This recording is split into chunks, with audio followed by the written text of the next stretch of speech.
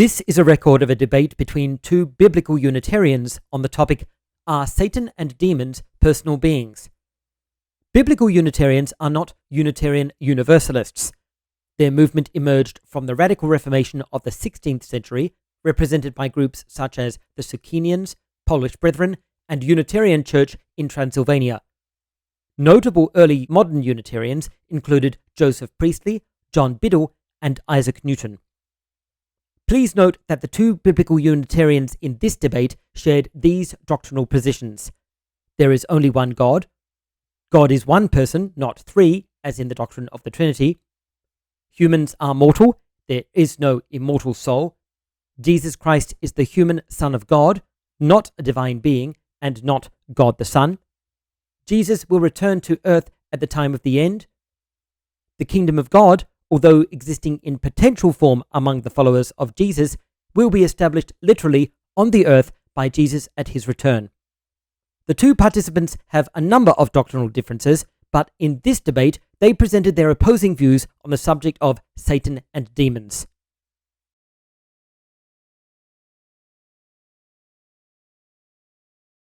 Good evening and welcome to this important discussion about if Satan and demons are personal beings with Jonathan Burke and Sir Anthony Buzzard. I'm Tracy with Kingdom of God Ministry and Missions, and I will be moderating this discussion. The format for this evening is going to be as follows. We will have a 5-minute opening for each of our gentlemen, then a 40-minute discussion back and forth.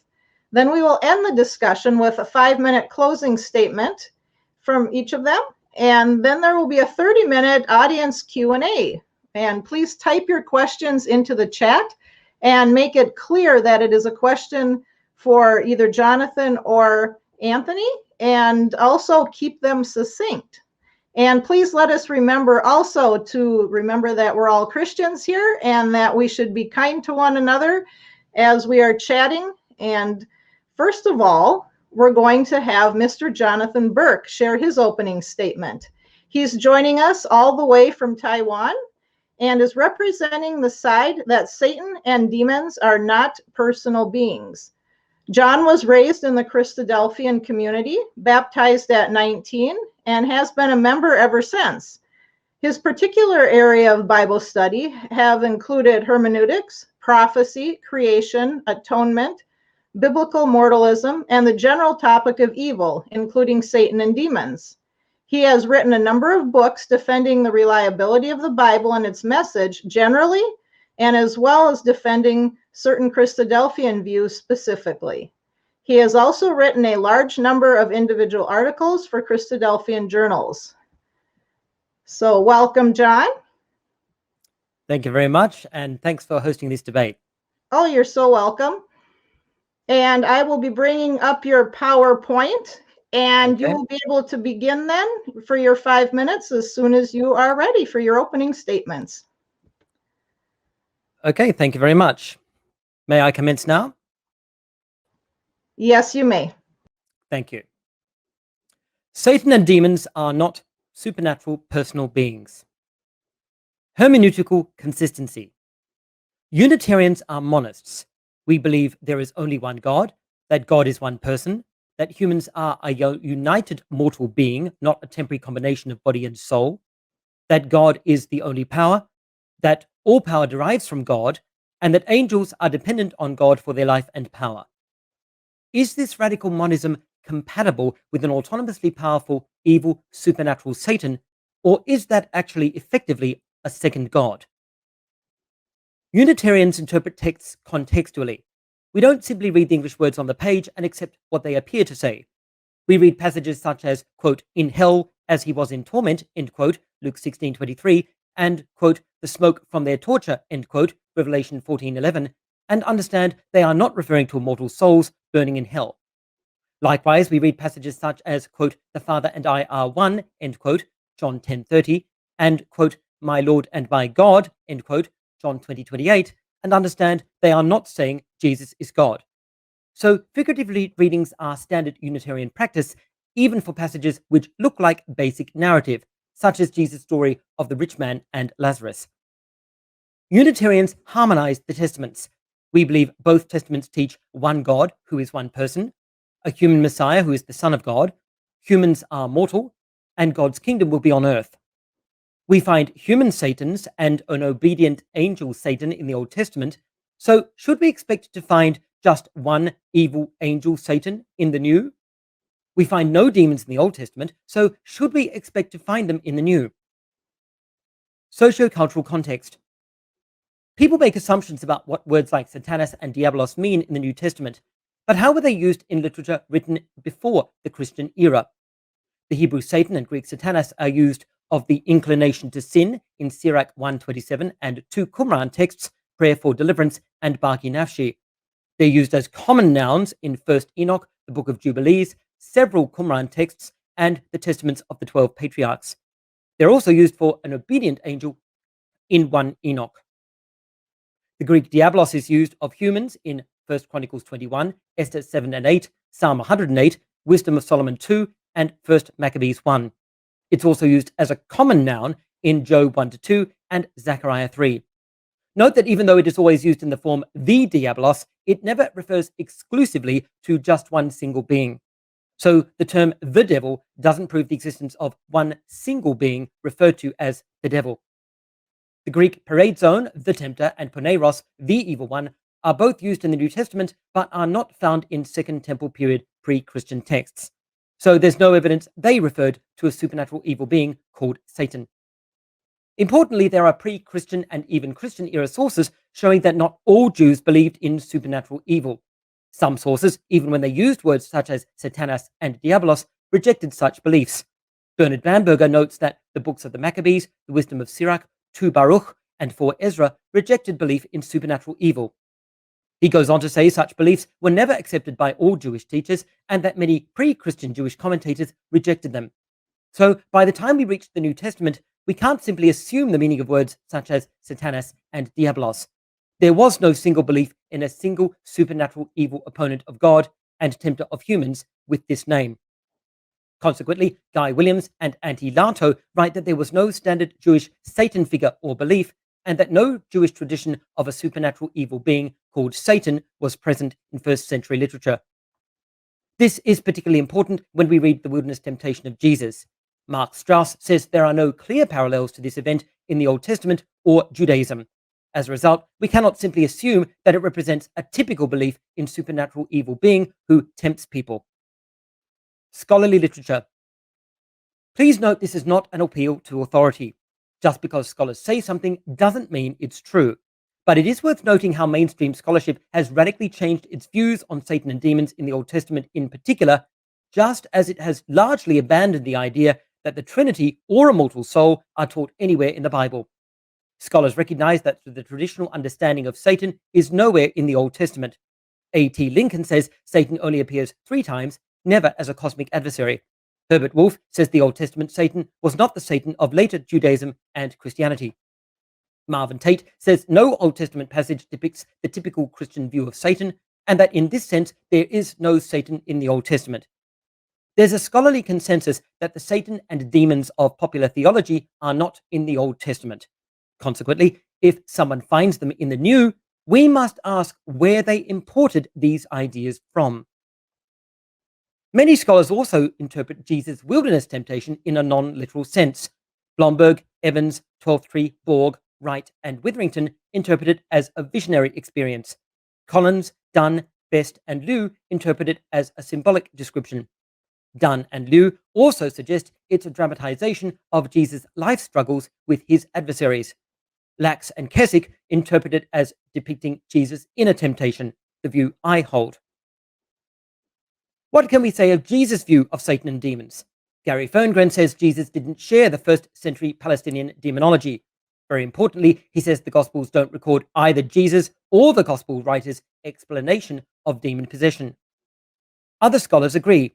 Clinton Whalen says Luke characterizes exorcisms as healings, and in Luke, illness is never described as caused by demons. Torsten Lofsted writes that some commentators believe John's devil is a literary personification of sin.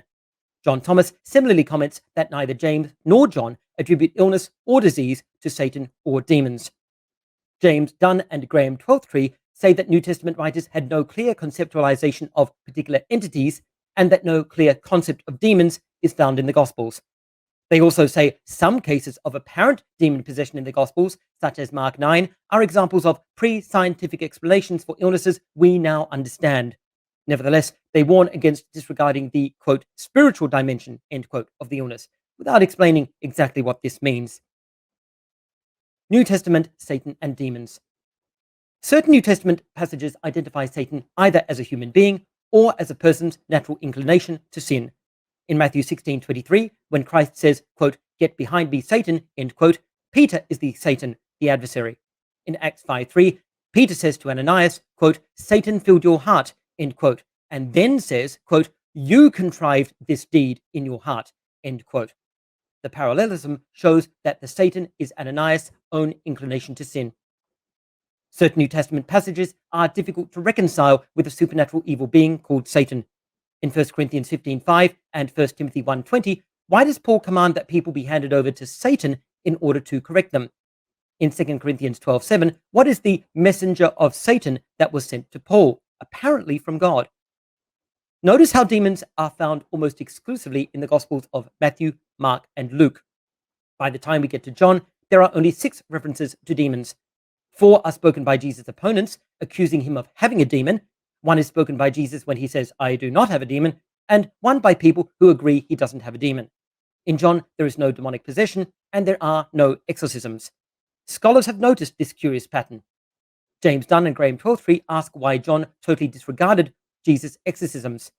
Twelftree suggests that Christian interest in exorcism waned over time, which is definitely true, but he doesn't explain why.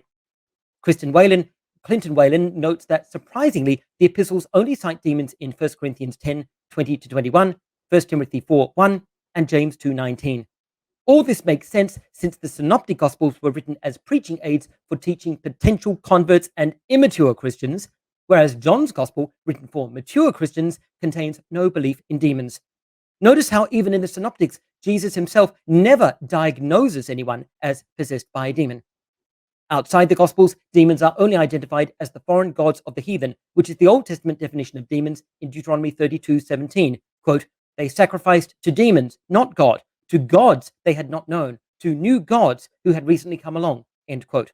The Greek Old Testament uses the Greek word for demons here. In Acts, the word is only used once, in Acts 17:18, when Paul's Greek audience uses the term to refer to foreign gods. Likewise, Paul only speaks of demons as the gods of the heathen, which do not exist. He never speaks of demons as personal beings, or demonic possession, or exorcism. Consequently, Henry Kelly says Paul considered demons to be lifeless idols.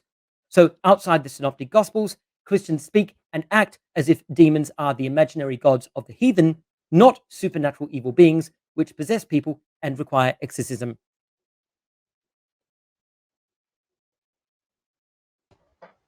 All right. Thank you, Jon.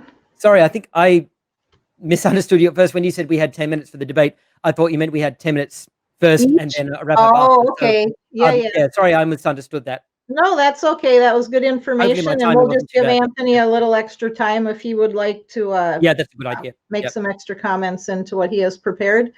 And so I will take you off and bring Anthony up here in a minute. So next we'll have Sir Anthony Buzzard, and he's going to share his opening statement. He's representing the side that Satan and demons are personal beings.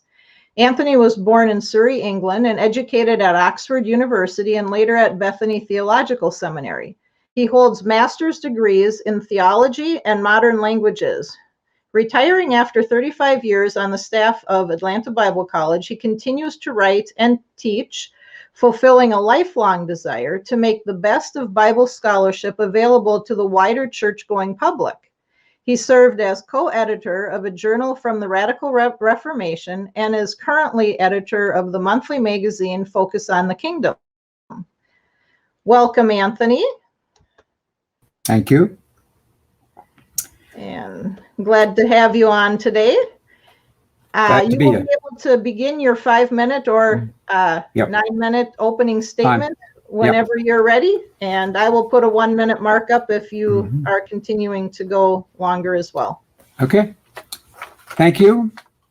I begin by pointing out that I'm grateful to Christadelphians for helping me to see in the 1970s, that's a long time ago, that Jesus was not literally the rock which followed Israel. Their arguments were very persuasive. I met the leading Christadelphian troubleshooter, and Jonathan, I think, will know of that gentleman in Watford, England, as he was then, not living now, I think, Harry Tennant. And he tried to persuade me that we humans are really what is meant by the devil, or rather, that our internal human nature is the internal devil. I've had 50 years to examine this idea, guarantees no infallibility at all. But I've also been able to read the extensive work done by Mr. Burke, in which he takes me on point by point. I'll make three major points. Point one, Jonathan begins by conceding that all the occurrences of the Satan or a Satan in the Old Testament are external and never internal. This is a highly significant concession. He then says that the Old Testament is the place to begin our definition of Satan. I agree with that. I've learned a great deal in studying for this debate.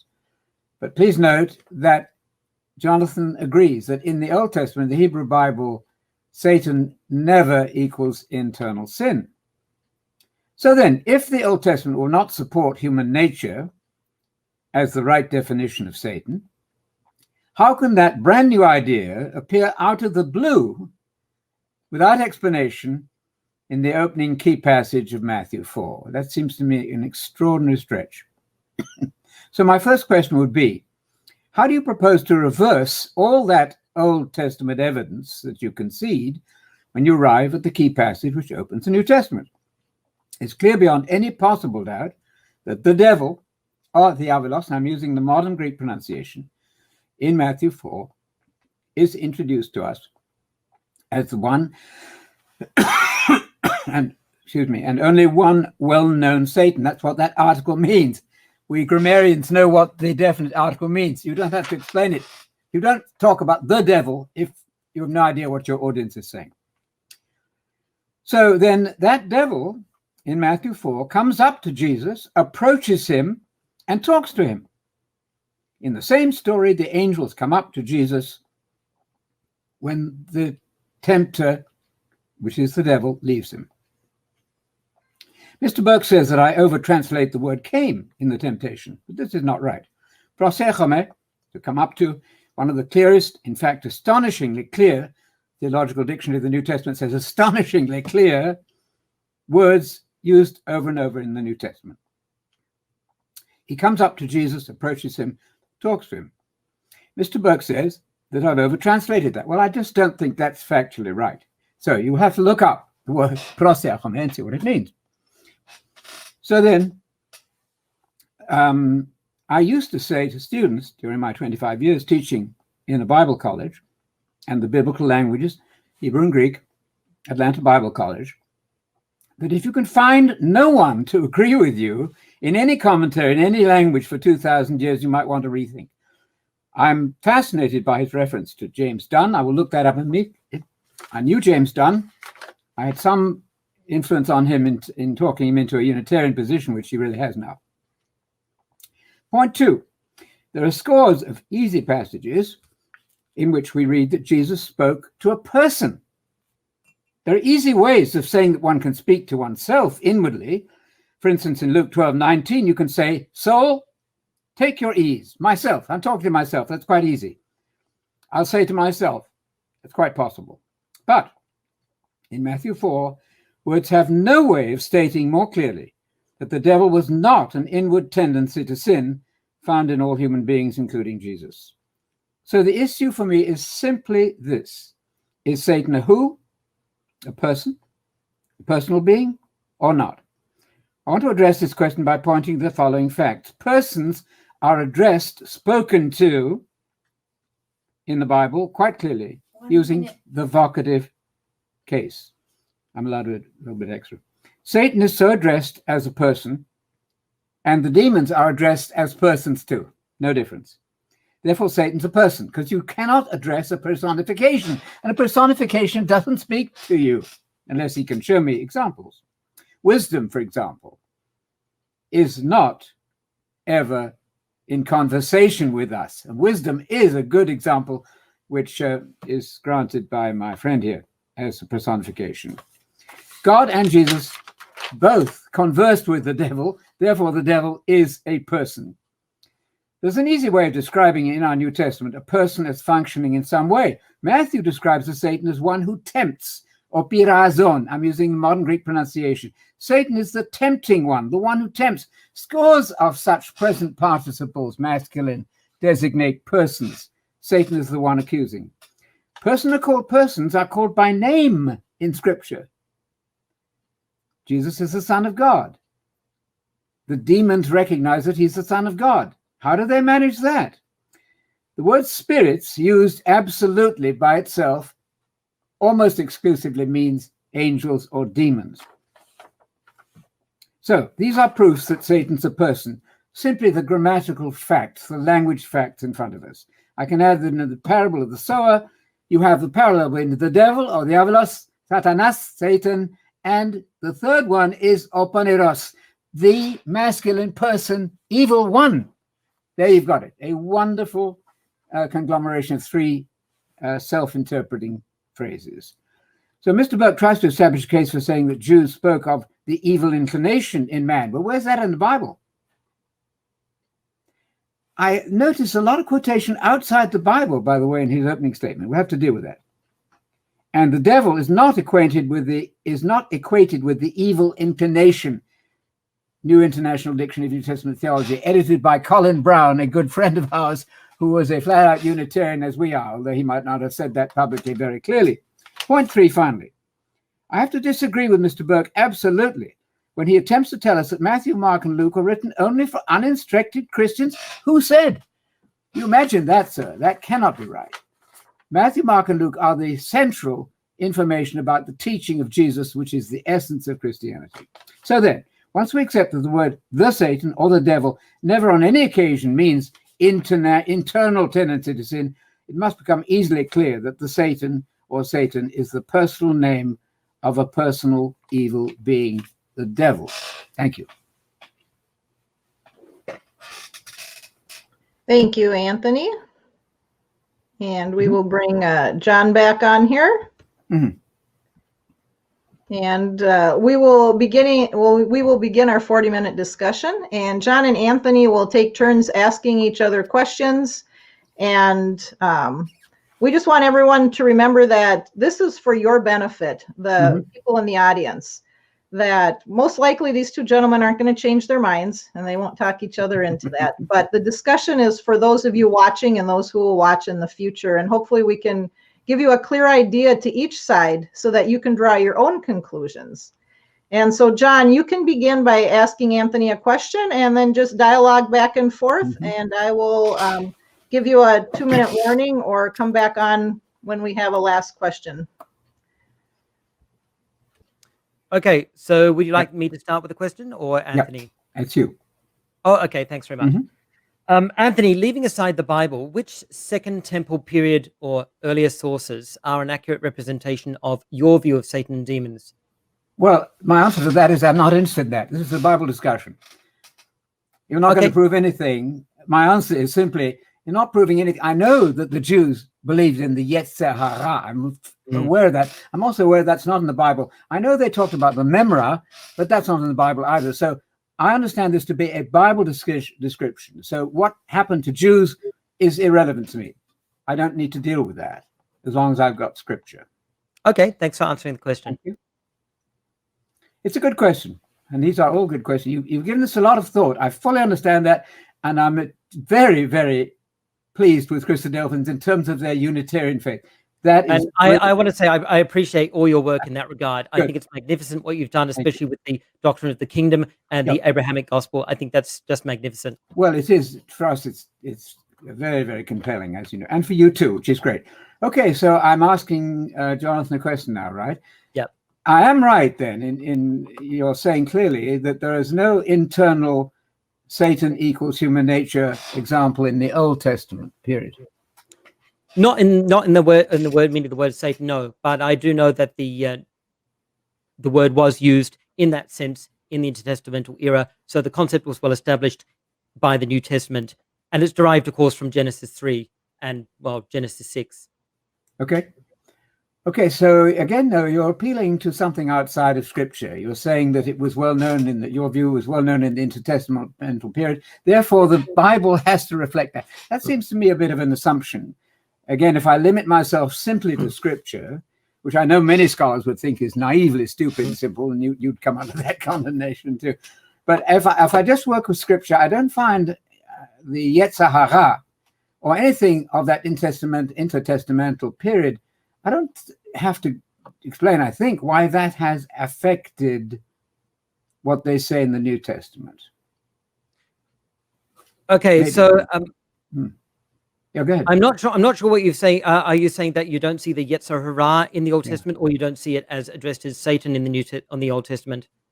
I'm saying that I don't think that Yetzer Hara is not found in the New Testament at all, nor is it found. That phrase, Hebrew phrase, as far as I know, doesn't exist. So that becomes an external, extra biblical idea that you say must be there because it's used in Matthew 1.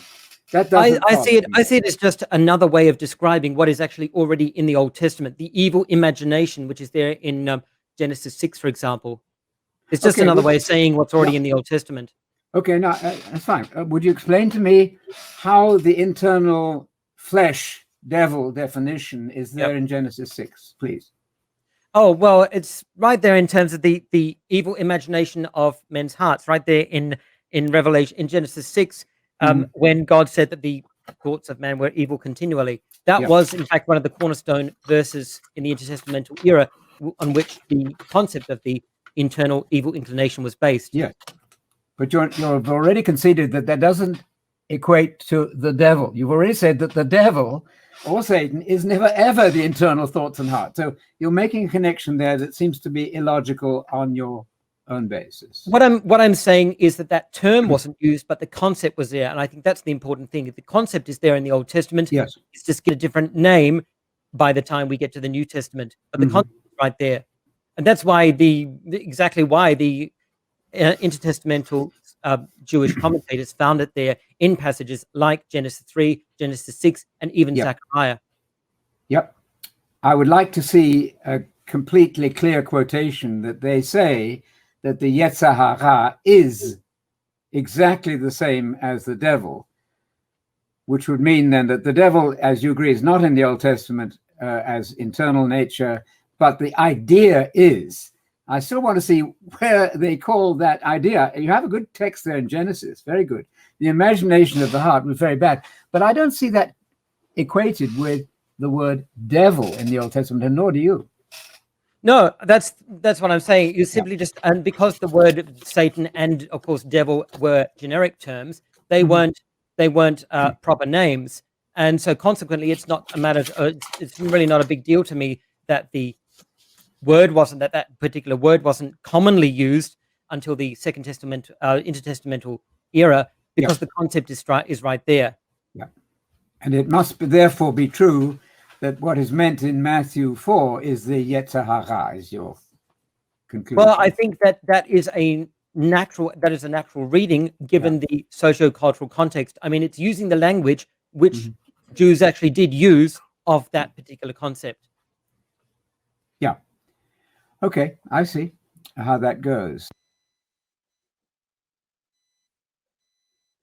I mean, you would be familiar, of course, with some of the intertestamental literature that I cited, for example, like the Qumran text, the Prayer of Deliverance, and the Baki Nashi, and you'd be aware of other texts like Sirach and 4 Ezra and 2 Baruch, identifying the Satan as the evil inclination.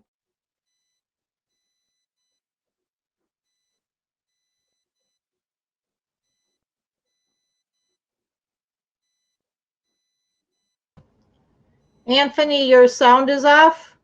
Can you hear me? We can't hear you.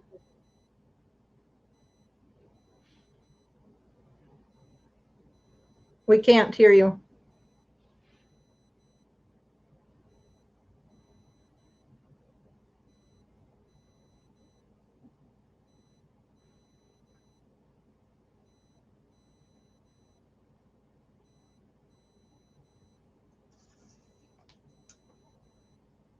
We still can't hear you. It was good up until now. Could you say something, Jon, to make sure I still hear you? Yep. Can you hear me okay? Yes, I do. Thank Yeah, you. great. Yeah, can you hear me now? Oh, Oh, yeah, I yeah. can hear you fine. Thank you. Yes, you may continue. Got it back. Thank you. I'm very interested in that point. I would like to see the actual equation of the word Hasatan or diabolos with the Yetzer Hara.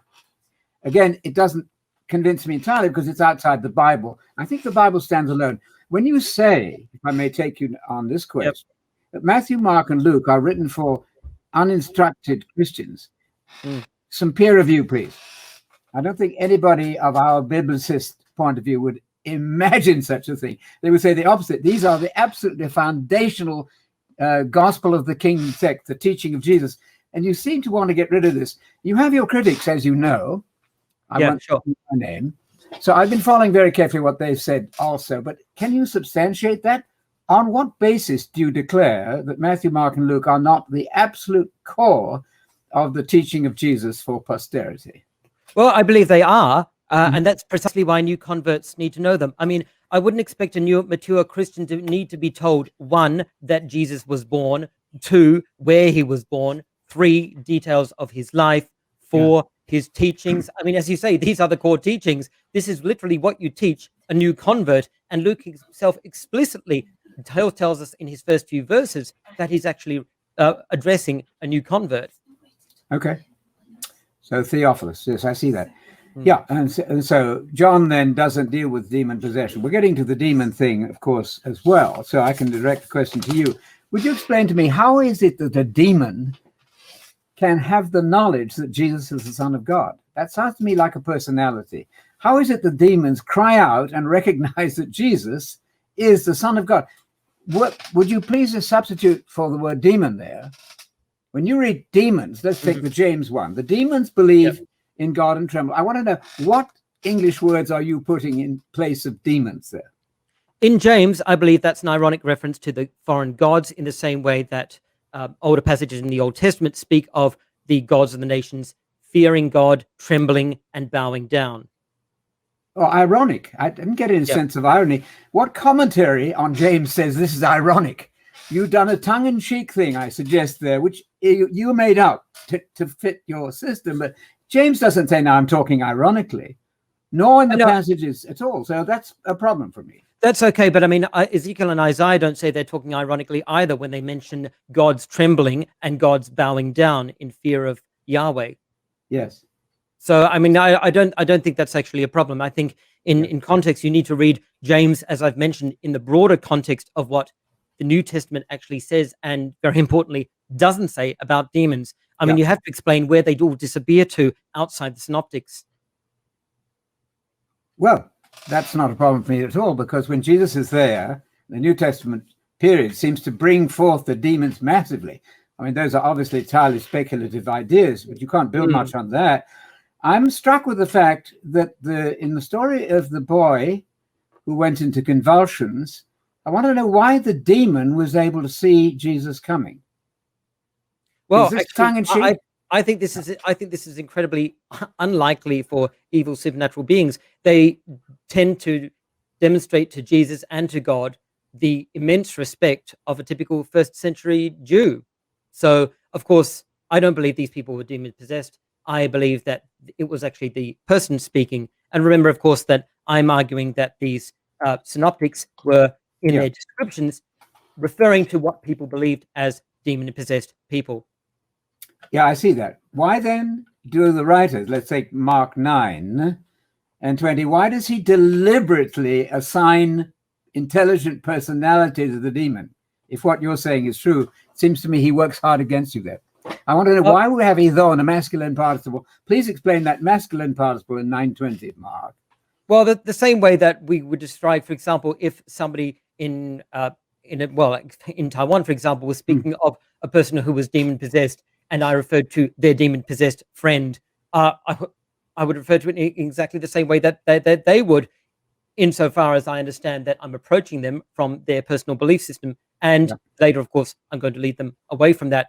But of course, from your point of view, exactly why is that the demon is addressing Jesus with this kind of respect? I mean, these demons are addressing with Jesus with this kind of respect.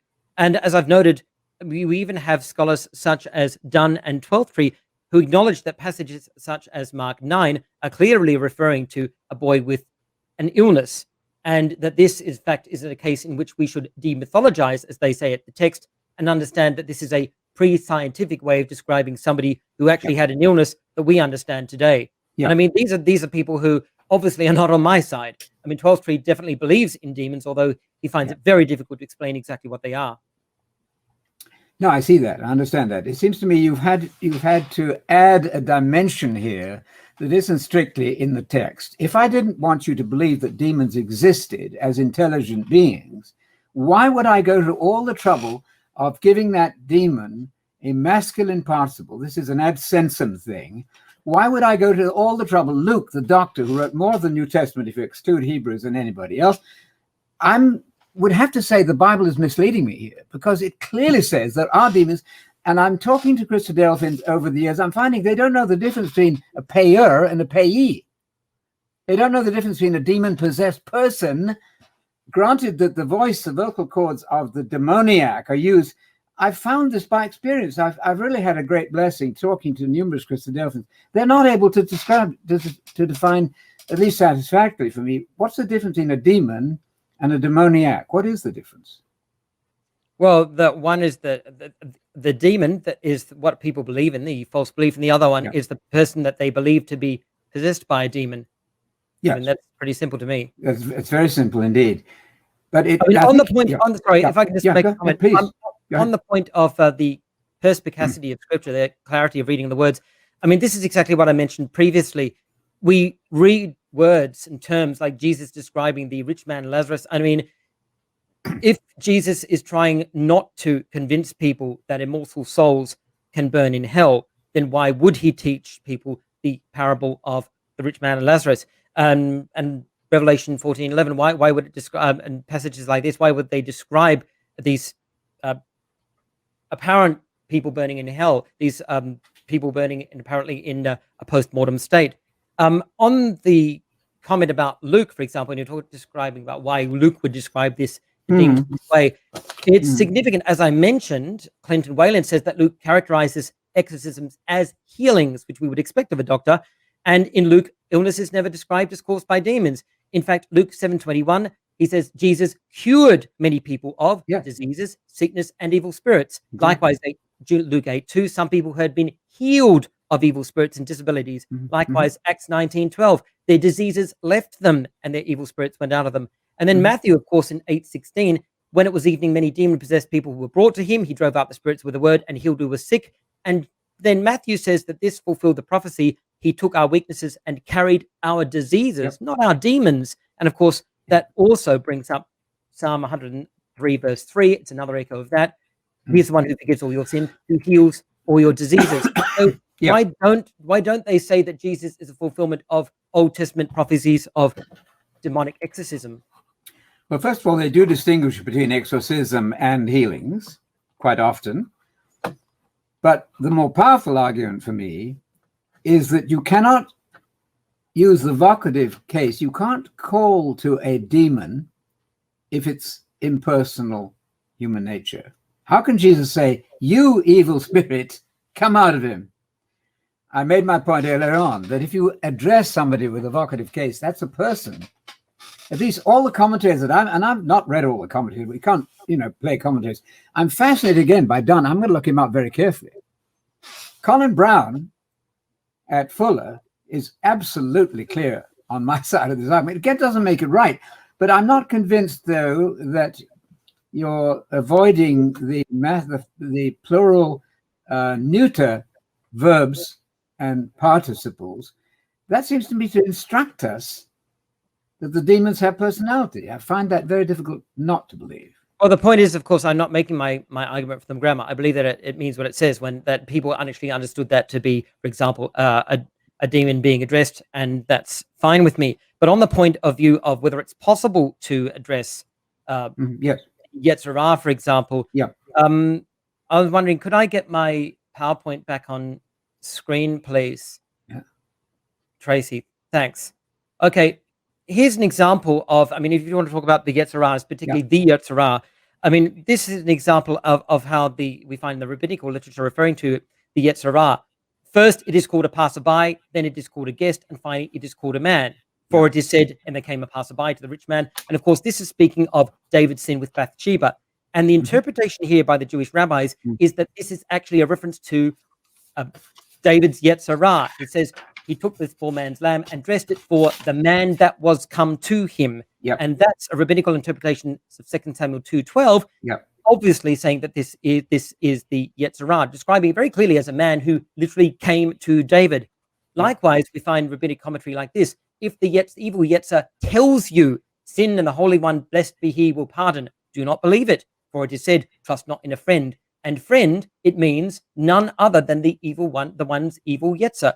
For it is said, for the Yetzirah of man's heart is evil. And that, of course, is the passage in Genesis 6 I cited previously. The Yetzirah is right there in the Old Testament. Likewise, we find in Talmud Babylon another example of a conversation with the evil inclination. I looked at my reflection, and my evil impulse grew proud within me and besought thereby to remove me from the world. I said to it, evil one, have you a right to be jealous of a thing which is really not yours, of something which is destined to turn into dust, worms, and maggots? And again, in the same parable is told in Talmud Jerusalem, I said to him, evil one, you should not take pride in something that does not belong to you, in something that is going to turn into dust, worms, and corruption. So given the fact that we have this rabbinical witness, I'd say that this is a fairly natural reading of passages such as the temptation of Christ. And this is, as I've demonstrated, why quite a few scholarly commentaries, even those by people who do believe in a supernatural evil being and Satan, do not read the wilderness temptation literally.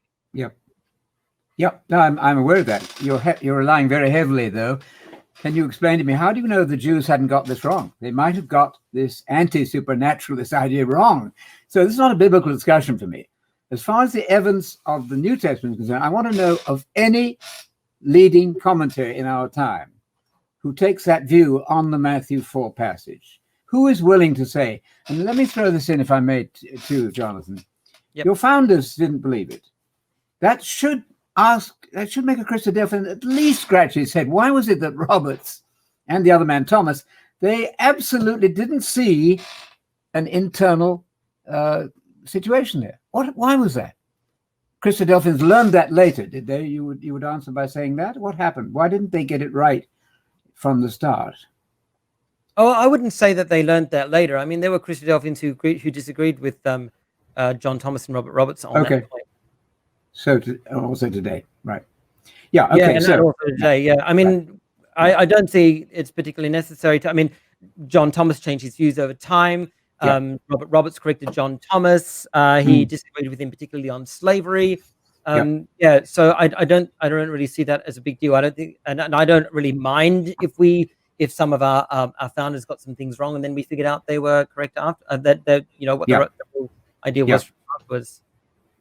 So, but I have mentioned, for example, in most scholarly literature I cited on Jesus' temptation, I did actually mention that there were scholars who read it not only in the sense of a non-literal account, but also in terms of an actual belief in Jesus' internal temptation.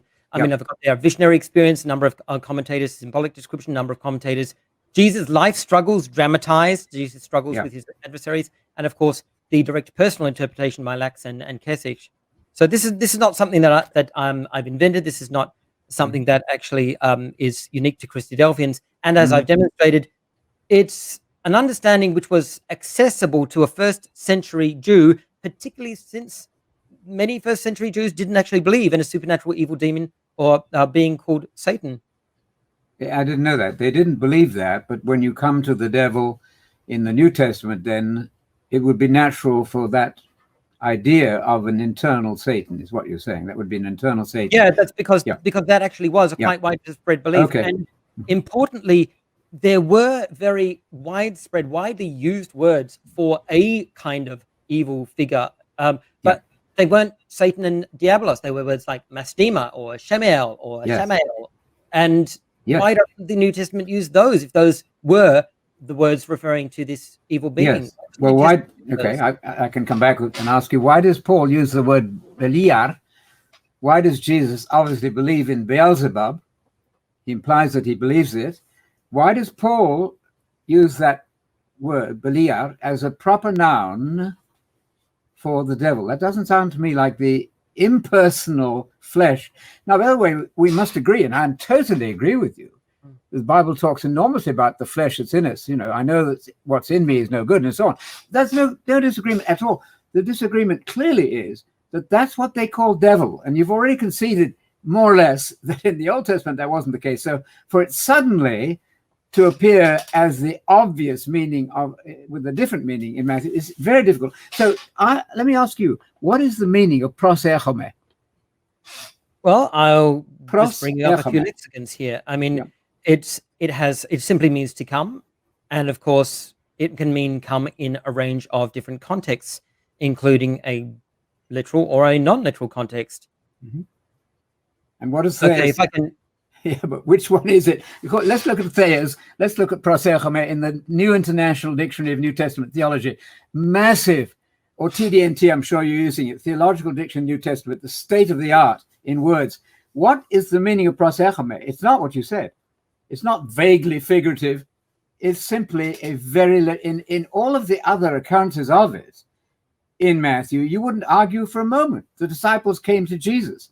He came to the high priest. The high priest came to him. It's perfectly obvious as to how Matthew, don't you see any difficulty in that at all, making it a figurative meaning? Yeah. No, not really. Firstly, because we both agree that the word means come, and that we both agree that it means come in the wilderness temptation passage. Tracy, is my PowerPoint presentation on screen now? Thanks very much. Okay, so let's have a look at erskomai in BDAG, aserkomai, to happen with focus on initial aspect, to happen develop of thoughts. For example, an argument arose among them, the disciples, Luke 9:46. Now, would you say that that's an inappropriate description of what happened there? Well, you're not talking about the right word. Well, that's okay. That's fine. I'm going through all the roots. Let's go to proserkomai. Proserkomai. What does that mean? Yep. Okay. Of inanimate things, come upon, transperative sense, something comes upon or over someone. For example, it quotes the shepherd of Hamas there, which I'm going to look into in a moment. Aserkomai, come into one's mind. And of course, proserkomai, of pain and pleasure, to be nigh at hand. Then, of course, in shepherd of Hamas, when I saw these things so ordered and no one in the place, I was amazed, and a fit of trembling seized me, and my hair stood on end, and a fit of shuddering came upon me. And there's proserkomai right there, because I was alone. And as I said before, I mean, all the other commentators that I've cited who still believe in a literal Satan and demons have no problem reading that word, understanding the Greek, and still believing that the temptation of Jesus was a visionary experience or a metaphorical description or some kind of other symbolic representation. I'm not actually alone here. There's no problem with the word. We agree on what the word means, and it can absolutely be used to describe something that figuratively came upon somebody.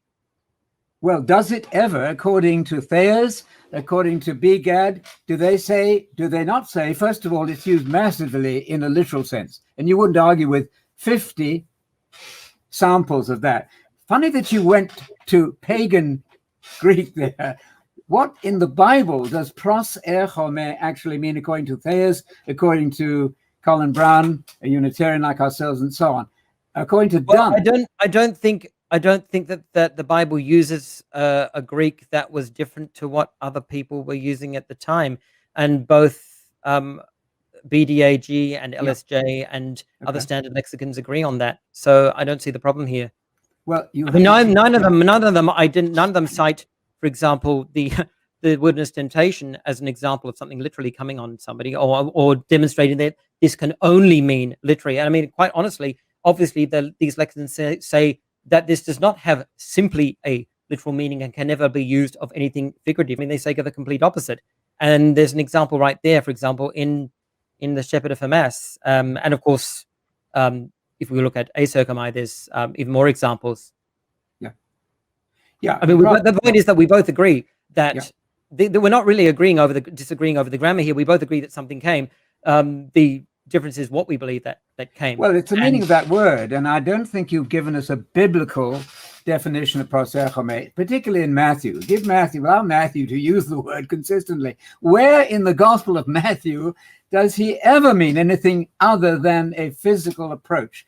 You say the word came. No, it's not came. Prosechome is not just echome, it's prosechome. He came towards him.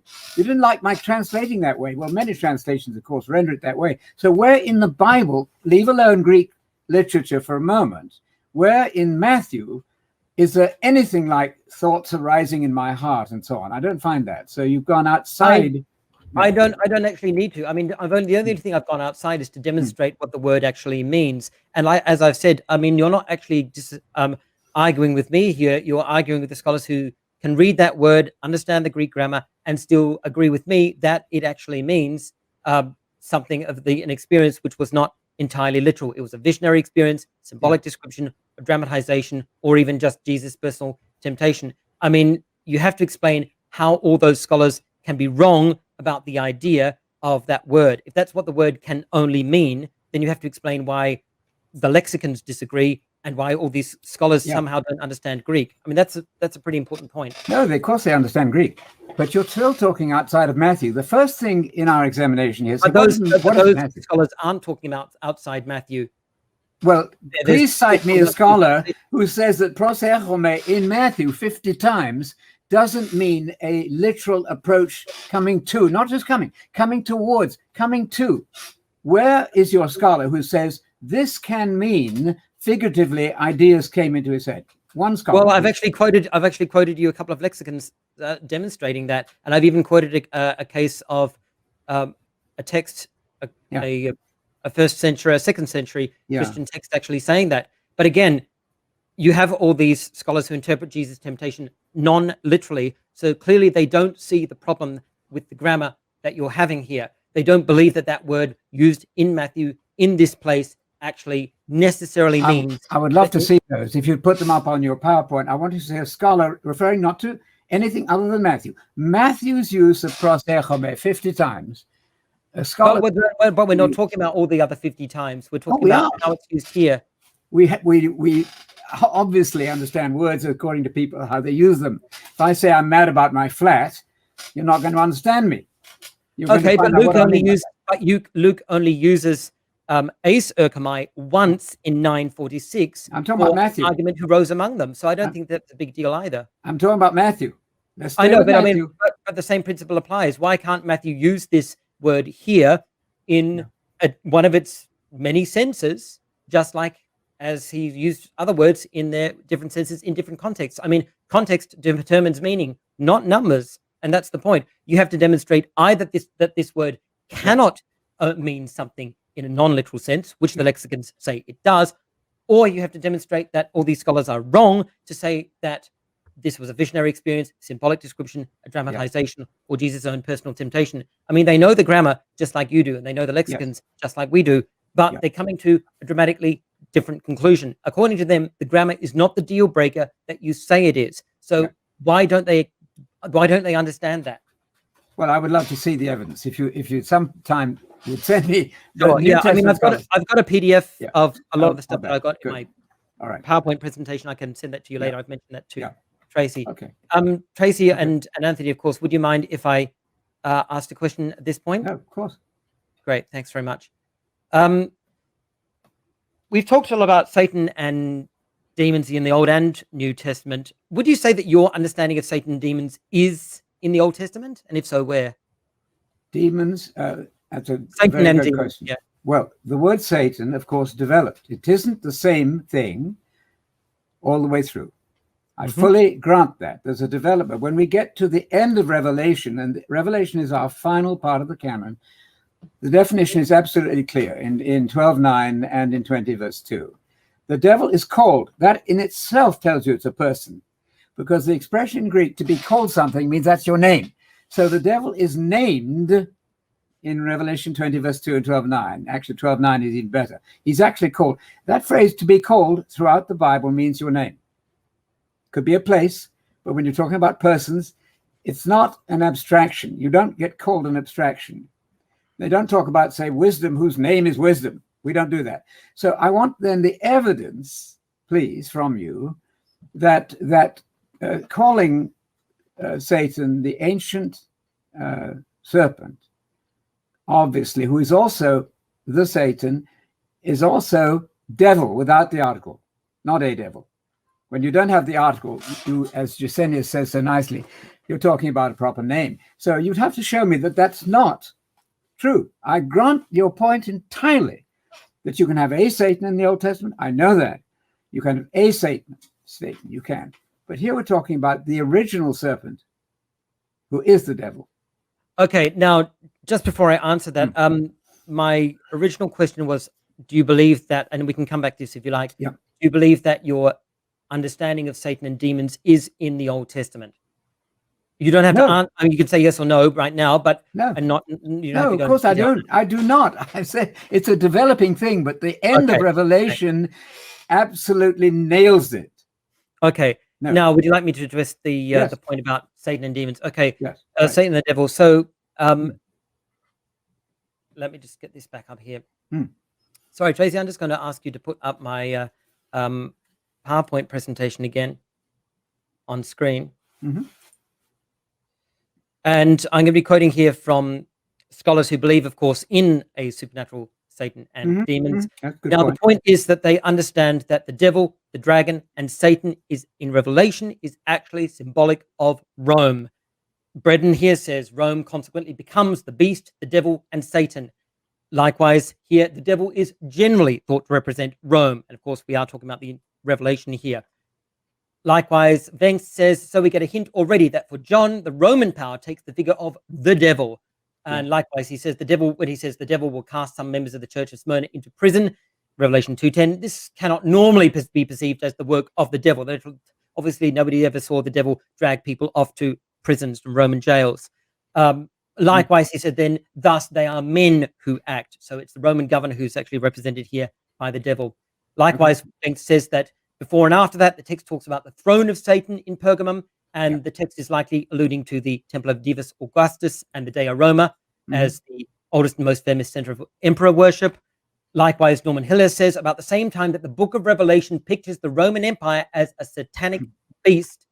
Likewise, Richard Balcom says that the dragon in Revelation seems to be used as a symbol of political power in Mordecai's dream in the additions to Esther, and consequently, as he says, there are also a few texts which continue the tradition of Jeremiah and Ezekiel in which the dragon represents a great political power or ruler opposed to God. So we have this concept already in the Old Testament, and it's developed in the intertestamental era. Consequently, it's the same kind of image we see in Revelation. So Balcom says in Psalms of Solomon, the arrogant dragon who aspires to divine lordship is probably the Roman general Pompey. Likewise, and now he gets to Revelation 13, he says that the two great monsters represent the Roman power and the imperial cult of his time. Likewise, Beale says in the Wisdom of Solomon, the sea monster is identified as Rome, and then he specifically talks about Revelation 12 and says it's talking about Rome pursuing God's new Israel into the wilderness, and citing Sibylline oracles identifying Rome with the sea dragon. Likewise, Beale goes on to say that as in the Old Testament identifications of the dragon here in Revelation is to be identified with an evil kingdom, at least in part, first century Rome. And then he says that this is confirmed by the Daniel 7:7 and 24 allusion, since the fourth beast there also represents an evil empire and was identified in early Jewish writings as Rome itself.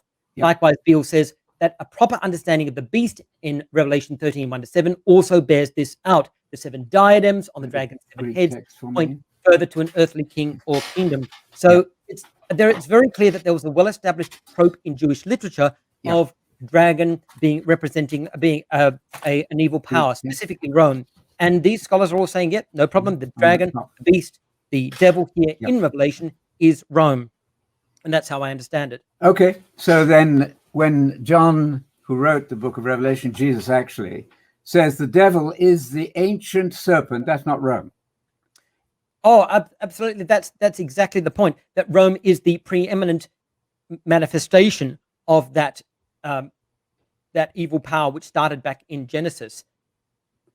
but he's not called the devil. That serpent is not called the devil in Genesis, but he is in Revelation 20, verse 2. I don't agree with you on Rome at all. I think that's wrong, but that's another subject for a different discussion. But would you tell me then about the beast? What is the beast? For you, that's Rome. Because you're Absolutely. Rome. Yeah, absolutely. Yeah. Right. And I mean, that we have clear citations for that. There is, I mean, Balcom even says we have found no Jewish precedent for this representation of ultimate evil, the devil, as the great dragon in Revelation 12:9. He has to concede, even Balcom and Beale both believe that Satan is in the book of Revelation. Yes. But they believe that all the references to the devil, the dragon, and Satan are referring to Rome. And they say, well, it's actually Satan who is empowering Rome. So they place Satan behind the text. But of course, they acknowledge that is not actually what the text explicitly is saying. That's and quite an acknowledgement. Precedent to this. Yeah, it is acknowledgement. They acknowledge it's not what the text says. And so in Revelation 13:14, let me ask you about this, if I may. Revelation 13:14, you have the Therion, which is a dragon or a beast who comes up out of the sea. You know about that one. Yep, sure. And why then is he given the relative pronoun in 14 masculine? Breaking the laws of grammar to tell you that beast is a person. I don't think it's breaking the laws of grammar at all. This is just a typical personification. I don't think it's a problem here.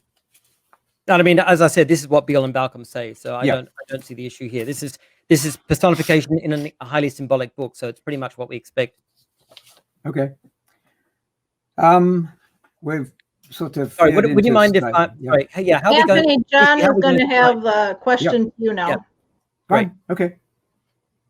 Thanks very much for the question and answer, Anthony. I really appreciated your answers, and let me just say as well, I really appreciate the tone of this discussion. You've been extremely patient, and I know that as somebody who has literally been studying this a lot longer than I have, I know you might find that some of this is a little bit exhausting to go over again and again. So I do appreciate your patience. Okay, no, you're welcome. No, it's most interesting because I'm such a fan of Christadelphians at one level. Yeah, I know.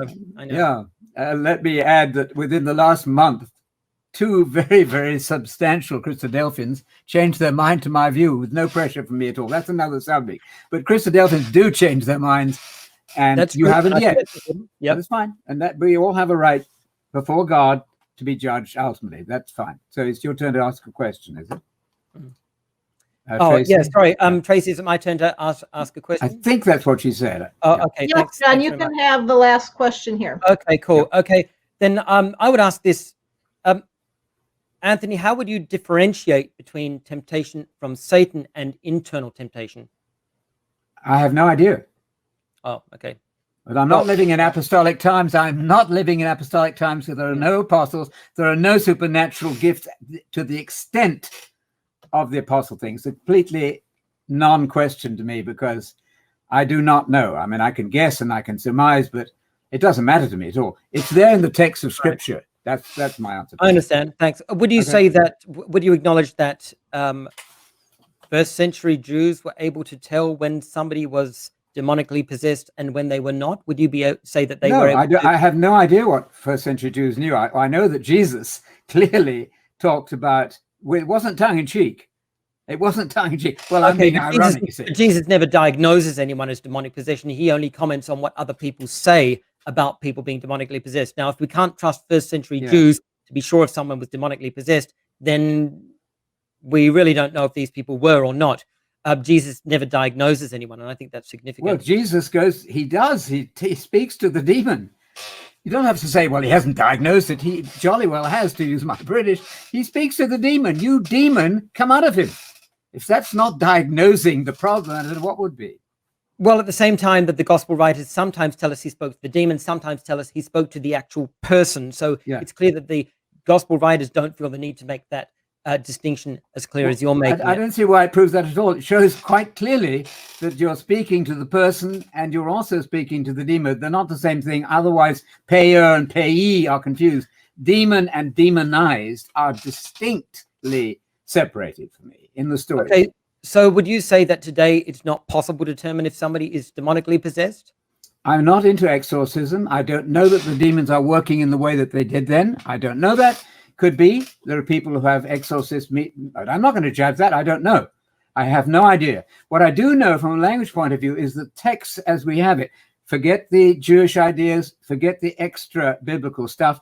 What is presented to me in scripture is absolutely unmistakable that Jesus recognized the demon. For instance, he said, "You demon, you deaf and mute spirit, I, Jesus, command you. Come out of the man, you unclean spirit." That's a diagnosis, isn't it? That's a very, I don't think that's a diagnosis, but I think it's important because if the demon is mute, how's the demon speaking? Well, the demon's speaking here in this Well, it's particular not speaking, example. is it? It's the person speaking. He's not really speaking to a demon, is he? He's speaking to a person. No, that's not when true. people are listening, they're hearing a person speak. I mean, the demon is mute. It says that in the text. The demon can't speak. How can the demon be commanded? You deaf, is Jesus speaking now? Yeah, I know. Well, we've already addressed this. I believe that this is an accommodation. But Yeah, I mean, yes. I think the main point's been identified, that you believe that it's not possible to determine definitively if somebody is demonically possessed today, and you're not sure if demons are active now. I'm talking about the Bible. We're having a Bible discussion. Yeah, I'm okay, simply saying to you that it's clearly there in terms of the language. If you're reading the Greek, it's clearer than the English.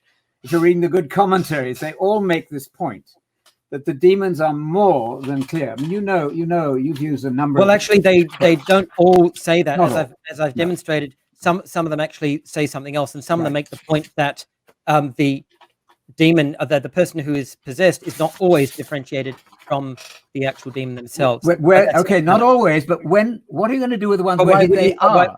Well, when they are, that's fine. As I've mentioned, I don't have a problem with that, because this is accommodating people who do actually believe that. And that's why these, as I said, we don't find this in John, and we don't find exorcisms and demonic possession in Paul either. No. After the synoptics, they just vanish. But your whole theory that Matthew, Mark, and Luke were only for uninstructed, I mean, nobody's going to agree with you on that one. That is really extraordinary. You've sort of downplayed Matthew, Mark, and Luke. I don't think it's downplaying to say that this information in these gospels is so important that it's the first thing you teach to new converts or potential converts. I think that's. But it's not truth for us as much as the new convert. I find that extraordinary. Of course it is, but we understand it in a different way, which is why John had to be written. And then otherwise, what is the purpose of John? John knew of the synoptic gospels. He didn't really need to repeat all that, but he would never have said that Matthew, Mark, and Luke are not inspired scripture with his just. I agree. But then John, of course, only ever speaks of people who are unwell. He never speaks of demons. He talks about the blind, the lame, the withered, the sick, the impotent, suffering from infirmity or disease, but never suffering from demons or Satan. But Matthew, Mark, and Luke do. You're always avoiding the evidence as it really is. All right. Well, thank you, gentlemen. We need to move on here. It's definitely an important topic for people to wrestle with, as we're seeing. And we're going to move on, though, to our closing statements. Yeah. And you'll be able to find contact information and social media links for both Jon and Anthony in the replay description. And if anybody would like to reach out to Jon, you can email him and find him on Twitter and YouTube and read other articles that he's written on the website. And Anthony as well on his YouTube channels and email too. My email too, Tracy. My email. We'll put those up. Yep, I'll put those up. Right now we're going to start the closing statements, though. So I'm going to take Anthony off, and I'm going to jump off myself, and we will give Jon 5 minutes for a closing statement. He can comment on whatever he would like in regards to the way the discussion has gone so far. So go ahead and start when you're ready, Jon. Okay, thanks very much, Tracy, and thanks again to Anthony. I'd like to make the point again that if you can't tell the difference between temptation from Satan and temptation from yourself, that's probably telling you something. Likewise, if you can't diagnose demonic possession reliably, I think, again, that's telling you something. I see the supernatural Satan and evil supernatural demons as basically a solution looking for a problem. Everything that we have in the New Testament and the Old, which tells us explicitly about the process of temptation and sin, relates directly to the human heart or other adversaries, such as other human beings. Why does the law of Moses never say anything about Satan or demons, or even purification from an unclean spirit? And a very important point, I think, is what is this, the good fruit of belief in Satan and demons as supernatural evil beings? We know of the evil fruit because we know that the witch hunts, not only in Europe, but also in other places, which is still happening in places like Africa and other places, those have definitely been some evil fruit. And we know that the many people who have been maimed or injured or even killed in exorcisms demonstrates again that this is evil fruit. The idea that people are demonically possessed has prevented people from being given appropriate medical care. And I'd say that's an evil fruit.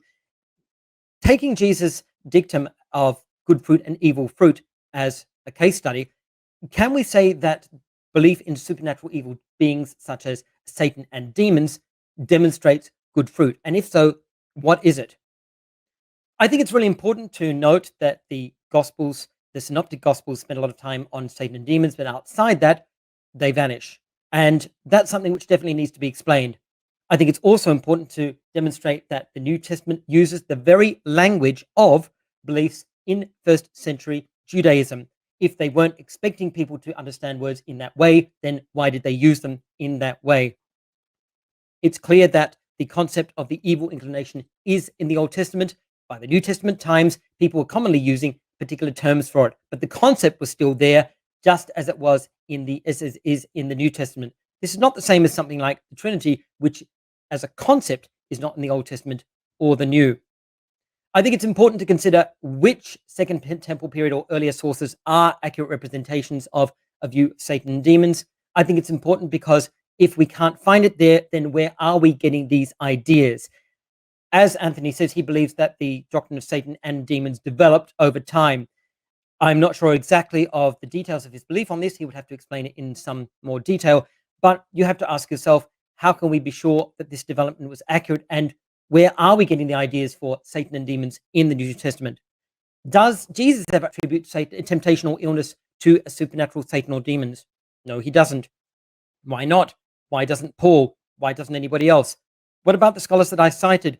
Again, it doesn't mean that they are right, but the fact that even scholars who do believe in a supernatural, even evil demon and Satan are saying these things demonstrates that they believe definitely that their beliefs are vulnerable to criticism and they are modifying them in some way.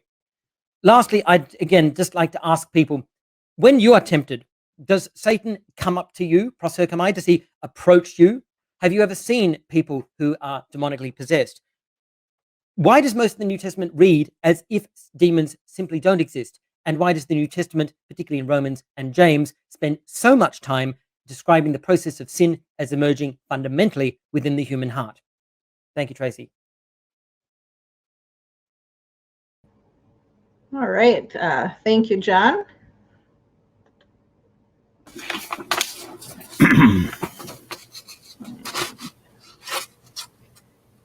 One second here, Anthony.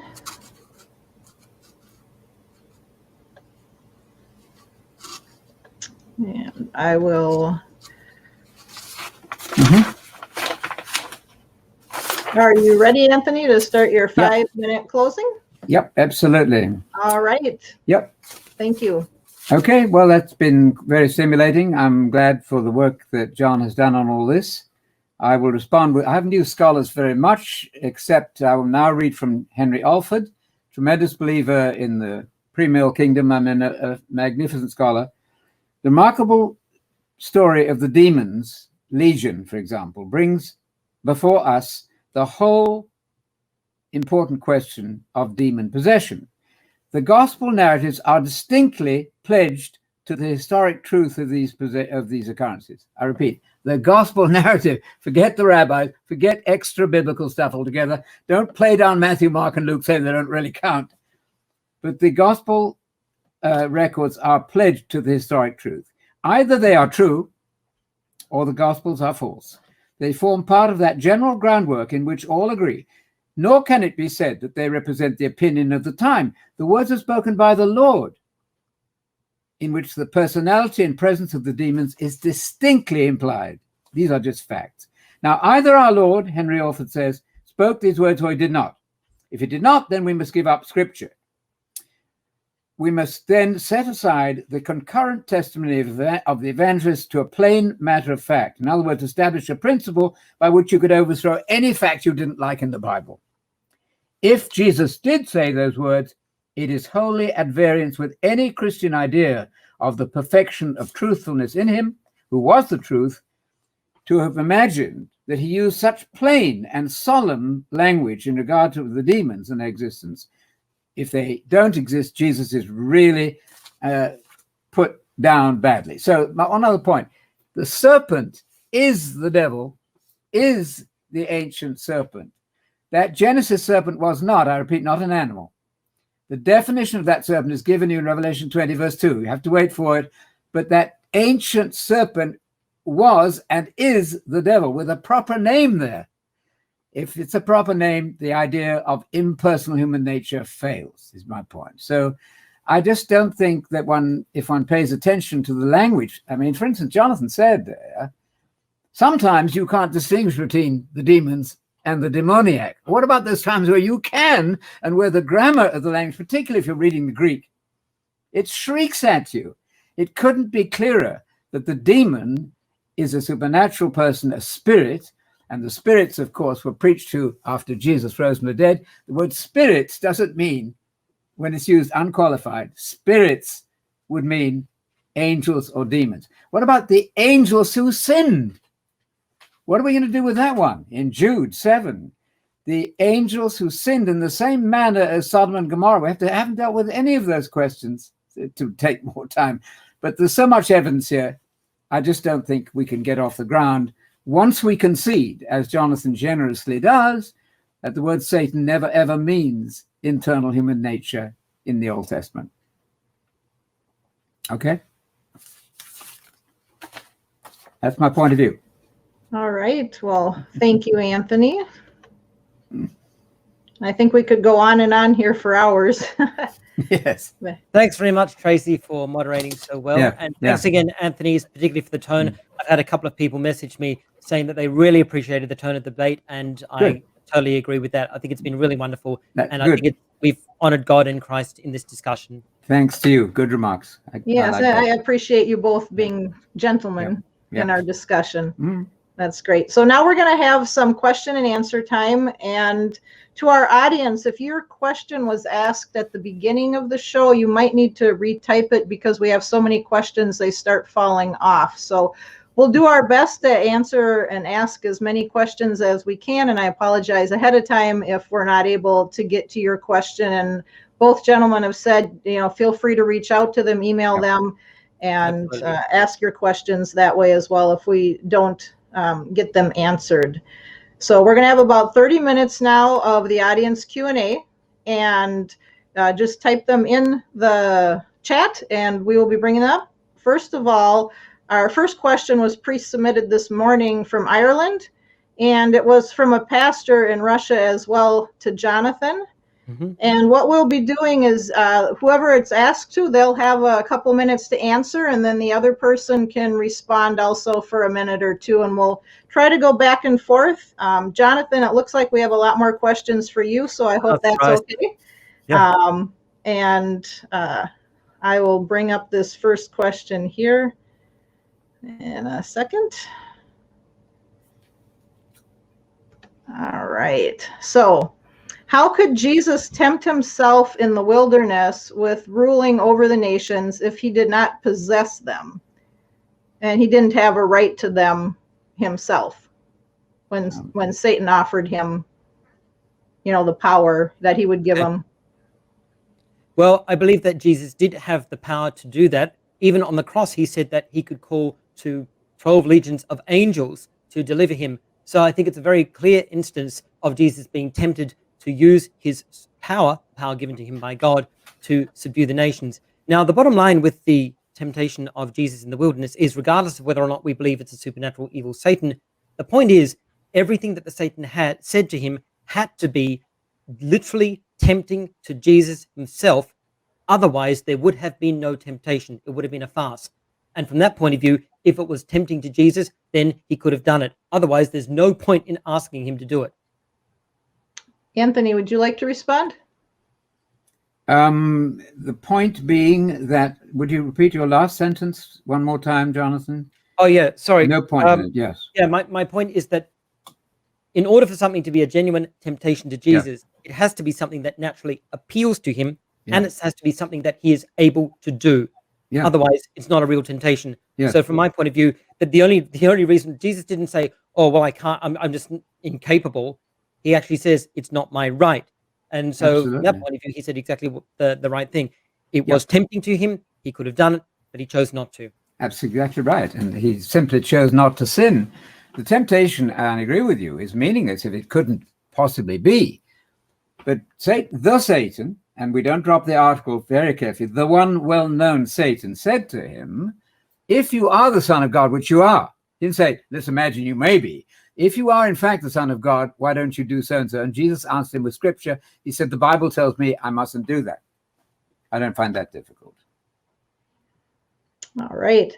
Our next question here is the initial one that I was referring to. That was the second one that came in. So, Jonathan, can you provide a brief exegesis of Jude 9? It is clear that Michael is the archangel Michael. The body of Moses is the body of the prophet Moses. Satan is clearly an individual, not a group, and is presented as Michael, as an external supernatural being, not a group of Samaritans or other apostate Jews during the time of Ezra or Joshua. Would you please comment on Jude 9? Sure. I mean, the first point I'd like to make is that there's a whole raft of assumptions which have been smuggled into that question. It is apparently clear X, Y, Z. I think that needs to be established before the question can even be addressed. The fact that the person mentions this is a citation of Zechariah, and they actually mention that they don't believe it's saying the same thing as Zechariah means that they're totally aware of alternative interpretations and are choosing not to accept them. I think that needs to be dealt with first. Since Jude is clearly referring to Zechariah 3, we need to look at Zechariah 3. Otherwise, we can't simply smuggle in references which aren't in the text. So from that point of view, that's what I think needs to be dealt with first. In regards to, like he was saying, though, that Michael is the archangel, so he's the archangel, and Moses, they were talking about the body of the prophet Moses. Mm-hmm. And so how is Satan, this is my understanding of the question, is how can he not be an individual if these other two are individuals in the conversation? I don't see an issue with that, especially if you go back to Zechariah 3. I don't see a problem with one, especially in a vision, with one person being representing an individual and another person in a vision representing a group or something else, or an impersonal or another non-supernatural being. I mean, you'd be aware, of course, that in Zechariah 3, a number of the rabbis interpreted this as not referring to a supernatural evil being. Of course, in the Qumran literature, we have an interpretation of the Satan in Zechariah 3 as the evil inclination, and later rabbis interpreted either as the enemy of the Jews, or the like Sanballat and other local enemies, or as the community of opposers of Zechariah, or of course as the evil inclination. So I think that the first thing that has to be established is that all those things that the questioner said are clear or are obvious actually have to be first addressed and demonstrated to be obvious. Secondly, the questioner really has to address Zechariah 3, which currently they're avoiding. Okay, Anthony, would you like to comment on that? Yes, I would appeal to Richard Barkham, by the way, who's a very good scholar on the Word Biblical Commentary on Peter and Jude. This is a reference to the Assumption of Moses. It's a non-biblical book, but it is inscripturated. It's given truth by the fact that Jude cites it. And there's a story there that's found, it's quite known, that the devil had a fight over the body of Moses, meaning the body of Moses. And that's a well-established story in the Assumption of Moses. Check it with any Bible dictionary. Use the great Bible dictionaries like Hastings and so on as your first line of resource. Hard to get to a theological library. Difficult to do any of this well if you don't have access to a theological library. So you need to be a little bit conscious of one's limitations. But Barkham deals with all this well in his book on Revelation, his commentary on Revelation, I think. But the problem is, of course, that text, the Assumption of Moses, and it has actually not been found, especially predating the Christian era. So it's not actually clear, and the scholars acknowledge it's not actually clear what Jude is citing here, but we do know there is a very clear reference, which everyone acknowledges, to Zechariah. I think that should be the starting point. Oh, I see. We'll otherwise, see, I won't. Yeah. Okay, thank you. We'll move on to the next one here. Mm-hmm. For Jon as well. Please explain Satan being cast down to the earth and by whom, whether it's past or present or future or whatever. There's different opinions on that.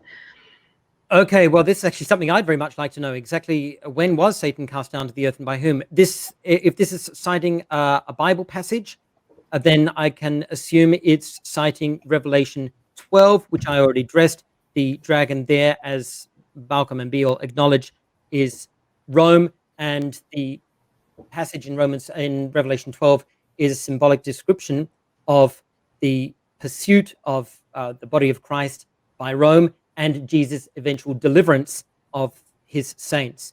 And that's the context. The symbolic representation of casting down of Rome is Jesus defeating the apocalyptic beast of Rome. Okay, Anthony, do you want to add anything? I know some of these questions we both have addressed throughout the conversation. Well, not really. I think that's a good question. Milton is a great deal of trouble. So I should have said earlier on, I do not subscribe to the orthodox doctrine of Satan in many respects. So this is a reference to the future, because when Satan is cast to the earth, into the earth, by the way, then he knows he has in a short time to go. And that's 1260 days, which is the final half of the final septad of years. So it's the whole prophecy thing there, but it's not what Milton said. No evidence of him being cast out of heaven in Genesis. I don't see that. So I'm not espousing the orthodox doctrine in many respects. Yeah, I appreciate you saying that too, Anthony. And I know your funnily enough, your belief on Satan and demons is actually surprisingly closer to Christopher's in a number of respects. And I really appreciate you identifying that too. Yep. Okay, I have a question here for Anthony. I don't have it up on the screen. Sir Anthony, why does Acts 5:3 say Satan filled Ananias's heart, but the next verse says Ananias conceived the thought himself? Well, because both things are true. If you look at the whole Bible evidence, it is not true to say that sin equals the Satan. It's not true. So it's perfectly reasonable. Filling the heart, it comes from the Satan outside. That's not a difficulty for our point of view, as I see it.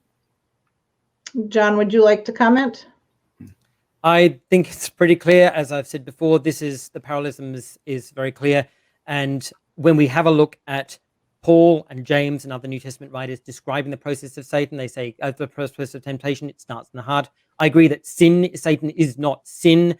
As I said before, a common understanding in the New Testament era was that the evil inclination, or the evil imagination as it is in Genesis 6, was by that time referred to as Satan, or the Satan, or even the devil, the diabolos, a development that happened in the intertestamental era. So I see the parallelism here as particularly strong for the reasons I stated previously.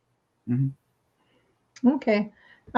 This one here, I was only able to get part of it on, but the Greek for the evil one is ho paneros, and the Hebrew word is usually translated as Satan. With this, can Jon elaborate on his belief that Satan did not exist in the Old Testament? And I'm sure that was addressed as well.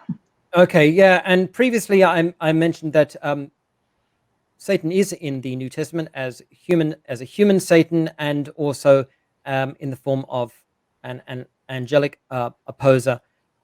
Now, sorry, Tracy, could you get up my PowerPoint presentation again for me? Thanks. Okay, so the question is the Greek for evil one, poneros, and the Hebrew word usually translated as Satan. Okay, now, as I mentioned previously, that poneros doesn't actually have any pre-Christian witness as a reference to a supernatural evil being, particularly one called Satan. So when we find it used as the evil one in the New Testament, we don't actually have any merit for viewing it as something that was a term which was used to refer to a supernatural evil being. As I demonstrated, on the other hand, we do find rabbinic witnesses talking of the evil one, and even speaking to the evil one as the evil inclination to sin within people. Now, With regard to the Hebrew word usually being translated Satan, that's something I've already dealt with previously. The point is that the word Satan in the Old Testament is not used as a proper name, and there's a fairly strong consensus on this. Let me just bring this presentation up again. Sorry, Tracy, if I can just bother you again. Thank you. As scholars agree that this use of Satan is generic. In summary, Breitenbach says, in summary, the 4 Hebrew Bible texts that mention a celestial Satan are probably datable to the 6th century BC or later. It's not clear that the Satan envisioned in Zechariah 3. It is clear that the Satan in Zechariah 3 is not the same being as in Numbers 22. Likewise, moreover, in none of the 4 texts is Satan indisputably used as a proper name. Likewise, Dresden says it was not until the 2nd century BCE that because of outside pagan influences, the Yetzer, the evil inclination, was first conceived as an evil, independent evil force with a sinister mind of its own. Again, referring to Lincoln, Satan makes only 3 appearances in the Old Testament, and in none of these is it defined as a cosmic adversary. He's either a human opponent or he is the God's obedient angelic servant. That is why Tate says that no passage in the Old Testament has to do with Satan or the devil in the sense of later literature and Christian theology. And in that sense, there is no Satan in the Old Testament. Not to say that there is no adversary, but there is no Satan in that sense. Likewise, Wolf says that contrary to popular thinking for the ancient Israelites, this figure was not the personification of evil that came much later. Likewise, Derek Brown makes the point that the Satan, the Diabolos in the Old Testament doesn't always refer to the same person. So just the fact that the definite article isn't referring to one individual person or being who's referred to all the time. The main passages which were later read as referring to the Satan probably did not originally refer to this figure, and there is no single Satan figure of the Old Testament. Okay, thank you. Anthony, would you like to respond? Well, the audience is put into a difficult position here because there's a massive amount of dictionary and commentary evidence to the exact opposite of what was said there. I would argue that in Chronicles, Satan, without the article, is a proper noun. So the notion that it is generally conceded that Satan is never a proper name is contradicted by masses of scholars. I don't want to say that because it puts the audience and the public into a difficult position. Okay. Sorry, could I just take a little bit of time there to respond to the point on Chronicles? I think it's important that there is actually a massively greater scholarly consensus now that the Satan in the Old Testament is definitely not that later Christian development. Could I trouble you again, Tracy, to put this PowerPoint presentation on the screen? Yeah, we're going to try to keep answers to about 2 minutes or so, or we won't get through many questions. So even in standard Bibles like the New English Translation, in light of usage elsewhere, the adversary in 1 Chronicles 20 verse 1 is likely a human adversary, probably a nearby nation. Likewise, the Jewish Study Bible, many scholars have understood the Satan to refer to the infamous heavenly being, but it is more likely that it here refers to a human adversary. Likewise, Hicks quotes a range of scholars who believe that Satan here is a human adversary and points that there is no evidence that the noun is a proper name here. And there is a host of evidence here, and you can look at plenty of commentaries and Bible dictionaries saying the same. Thanks. Sorry, Tracy, for taking up a bit more time. Well, if I had a PowerPoint, I would simply say those as contradicted by just as many scholars. So I'll leave the public to deal with that. But certainly, however you take Satan without the article, it doesn't mean human nature. That whole idea of being the evil incarnation has been imported from Judaism. It's not in Scripture. So we went outside the Bible there and talked a different language. Okay, so let's you're both doing great, and it continues with conversation. Let's try to just stick to our questions for our audiences. Give a brief answer, and we'll comment so that we can get through more of them. Otherwise, we won't get through very many. This one I'm going to pull up, and it says, "Please comment on God's conversation with Satan and Job." And there was another question. Of who or what was the Satan God was having a conversation in Job, and why did this occur? So basically, who or what was talking to God in Job? And Anthony, why don't you start with that, please? Yes, well, that's very interesting. There was somebody called the devil there who had a conversation with God. And you cannot have a conversation with a personification. So that's the end of that argument. It doesn't work. You don't converse with wisdom. Wisdom doesn't talk back to you. There's no parallel whatsoever. So nobody, as far as I know, in commentary is going to tell you that was a personification. Don't think it works. Okay. John? I agree with Anthony. All I right. don't think it was a personification either. If I could have you bring up my PowerPoint presentation again, thanks. Can you just kind of share what you were instead of going back and forth there for the... Oh, yeah, sure. Actually, I'll just keep it on, okay? I'll keep it on. So the point here is that there are varying views among scholars as to what this Satan was, but of course, they agree that it was not the Satan of later Jewish and Christian theology. So David Klein says that we note first the definite article appears before the term at the end of each of its occurrence in the book of Job. This fact prevents us from identifying the figure of the Satan with the Satan of later Jewish and Christian theology. Victor Matthews, in his commentary, likewise says that the word Satan here can be used of human beings or supernatural beings, even the angel of the Lord. And he says that the term does not take on the role of a personal name until the 2nd century BCE. Likewise, Hartley, in his commentary on the book of Job, says in Job it functions as a title rather than as a personal name, and the Satan may be the prosecuting attorney of the heavenly council. In other words, an obedient angel. I'm quite happy with the idea that this was a member of the sons of God in terms of the Hebrew community of worshippers, and that one of them was a jealous human. Okay. It's very important to note that throughout the book of Job, as several commentators note, Francis Anderson, for example, in the subsequent discussions, here I'm quoting Francis Anderson, the misfortunes of men are never traced to a diabolical foe, and it is impossible to believe that the purpose of this tremendous book is to teach us an explanation of evil that Job and his friends never think of, namely that human suffering is caused by the devil. Now, why doesn't Job or his friends or anybody else in the book of Job ever seem to understand that everything is being caused by a supernatural evil being called Satan here? The evil, even in the text, is only ever attributed to God, and nobody demonstrates any understanding of the supernatural evil being here called Satan. And of course, the Satan disappears after chapter 2. Yeah. Okay, thank you. Can I comment on that very brief one sentence, please? You notice what Jonathan there said. It wasn't until the 2nd century BC that Satan became a proper name. But it did become a proper name, and I agree with him. I'm not going to use the argument from Job, but by the 2nd century BC, the Satan was a proper noun, and that's a person and not a personification. Okay. Anthony, could you please give an example of any possession account where a demon spoke?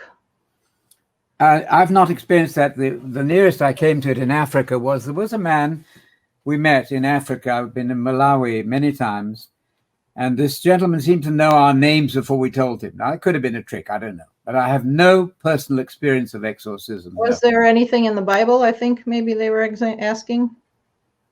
Give one example of any possession account where a demon spoke. The demon spoke in the Gospels all the time. We know that because of the grammatical agreement between demonia, which is neuter, and the verb speaking. It's much more obvious if you're reading the Greek. And that's difficult. I don't want to say that really. But get some consultation with the Greek speaker, and you couldn't, if you wanted to say the demons are not the demoniac, you couldn't say it more clearly than they do. John, do you want to have a brief comment on that? No, that's fine. I think I've already addressed this, so yeah. I don't want to take up more time. Fine. This question I want to bring up because I think sometimes people misunderstand. If the devil is real, I can blame him for all the wrong I have done.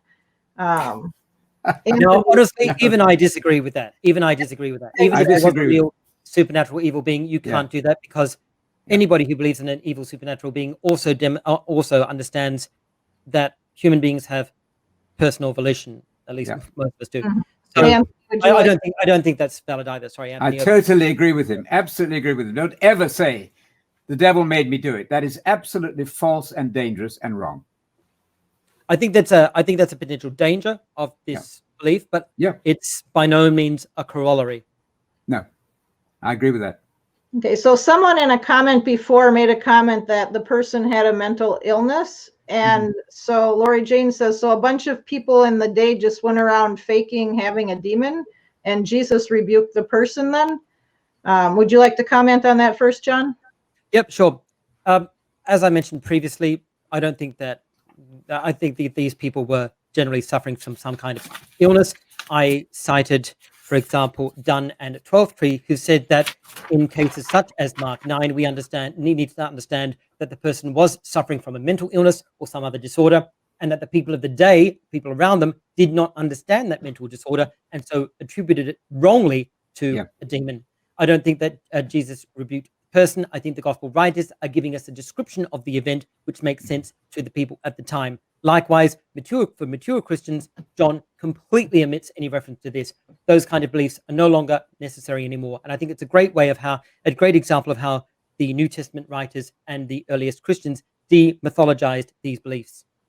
Yeah, I want to simply say that Jesus is being doubted very severely on that answer, because in Mark 5:8, Jesus had been saying to the man, "Come out of the man, you unclean spirit." If that's not addressing a person, I don't know what would be. "You deaf and mute spirit, I command you, come out of him and do not enter him again." Jesus is obviously subscribing to the current idea of demon possession. But if the demon can't hear him, there's not much point in speaking to the demon. So I think that Jesus is aware he's not really speaking to the demon, even though the person who is unwell thinks he might be. The demon obviously can't hear him. So I don't think Jesus is actually speaking to a demon who can't hear. So why does the text say that he spoke to the deaf and mute spirit? I've addressed this previously as part of my accommodation argument. Yeah, it's the accommodation argument. We simply reject the idea. He's tongue in cheek. And that is a very serious sort of huge area that has to be debated further, perhaps. We'll keep going with questions, but for a moment, thank you both, gentlemen. It was very delightful. Oh, thank you, Riley. Thank you, Riley. Thank you, Riley. Yeah, and thank you so much for doing this, gentlemen. Very grateful for all the knowledge being shared. Good. Thank you, Leah. Leah, thank you. Let's see. We have a question here for Anthony. The one on the screen is one that we saw previously. Sorry. Yeah, I accidentally touched it again here. Well, Alpeneros is the devil because of the three parallel accounts of the parable of the sower. One says it's the evil one. And actually, I just mentioned in passing that Jonathan was questioned about that by somebody who writes about him and against him, former Christadelphian. But he didn't seem to think you acknowledged that was a masculine person. But perhaps now you would see that as an evil person, not an evil thing. Anyway, but he's dealt with that. That's fine. Okay. Anthony, how can angels sin if they cannot die? The wages of sin is death. Well, who said angels can't die? Good angels cannot. It's a complete muddle of categories. We know that angels who are given immortality, they're given the power to go on living, are doing fine. But there is little matter of angels who sinned. And Christadelphians have to get rid of all that language. So I recommend you don't do it. You cannot just say, well, an angel means a sinful person or not. No, that's not right. No commentary known to me, and I haven't read them all, would dare to say that the angels who sinned didn't mean the angels who sinned. So you're up against the entirety of scholarship on that sort of thing. And you have a right to be, if you want to. Okay. John, do you have a comment or? Yeah, sure. I mean, I think that I would need very clear evidence in the Bible that angels can sin, not that there are two categories of angels, angels which can sin and angels which can't sin. Anthony knows that in the Old and New Testament, the word angels is used of mortal beings who are servants of God. And I believe that that's the context of the angels who sinned. Okay. Can I leave the public with this? The B'nai Elohim in Genesis 6, that exact expression always doesn't mean human beings. So you've got to tackle that extraordinary story there and not just get rid of it, because those words do have meaning. That particular expression never means other than angels, and the category difference is clear. They're people of Elohim interacting with human females. That's a devastatingly awful story, but it's referred to rather massively in Peter and Jude.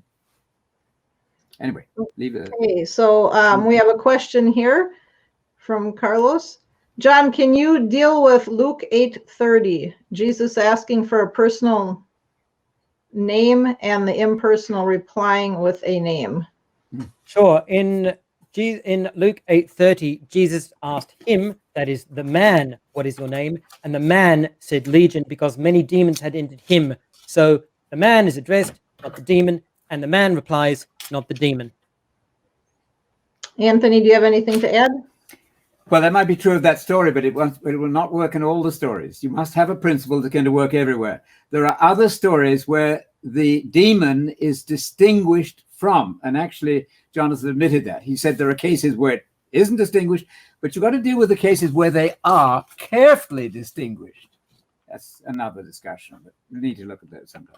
Okay, let's continue on because we have a lot of questions. So let's try to keep the answers succinct as the questions are, please. Yep. So for John, what happened in John 17:23? I and them and you and me, that they may be completely one, so that the world will know that you sent me in and have loved them just as you have loved me. Is that the text in question? John 17:23?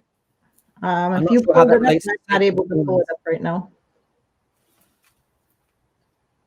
I'm not sure what I'm supposed to be addressing here. Okay, we'll skip it. Any idea, Anthony? Over to you. We probably have the same view on what Jesus meant by that. The unity. I think we probably agree on that one. I think this might be an accidental misquotation, but I'm not. I'm trying. No, I'm not quite sure. Yeah. Can I just mention one thing on the previous question in Luke 8:32? I read the New American Standard Version. There was a herd of many swine feeding there on the mountain, and the demons, I read, implored him to permit them. Guess what? That them is the demons. So Jesus was talking to the demons there, and the NASB inserts the word demons there correctly, and he gave them, the demons, permission, not the man. Clear distinction. But we've been over that point a number of times already. Okay, here's one for Anthony.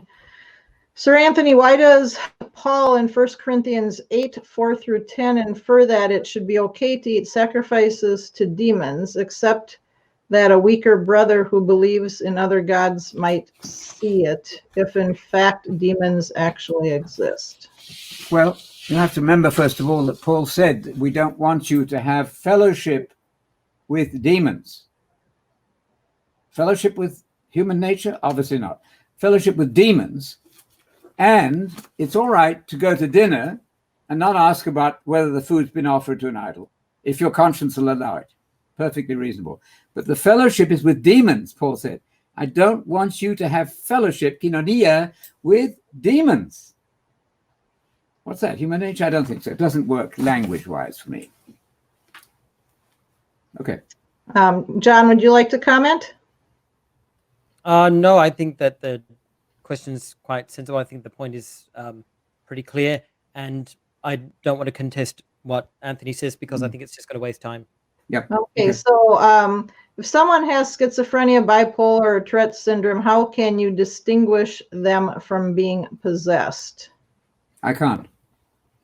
I don't know. I'm not in that business. I don't do exorcisms. If I did it as a full-time job, I think I might learn. I don't know. I'm talking about the Bible. I'm talking about what Jesus believed and what the New Testament presents us, and they knew the difference. I don't. So what? Okay. John, do you have anything to add? I think that this demonstrates dramatically the utility of the belief in demons. It's a solution looking for a problem, and there are, in fact, problems which aren't solved by it. The point is that in the New Testament period, Jews who did believe in demons treated exorcism as the first response. Christians these days, even when they do believe in demons, typically regard demon exorcism as the last resort. Yeah. So most of the time, even people who do believe in a supernatural, even evil, Satan, demons, go to doctors first. They certainly try everything scientific before they resort to what, for the first century Jews, was the first response. Okay, so John, Rephaim translated as spirits of the dead living under the earth, human or non-humans?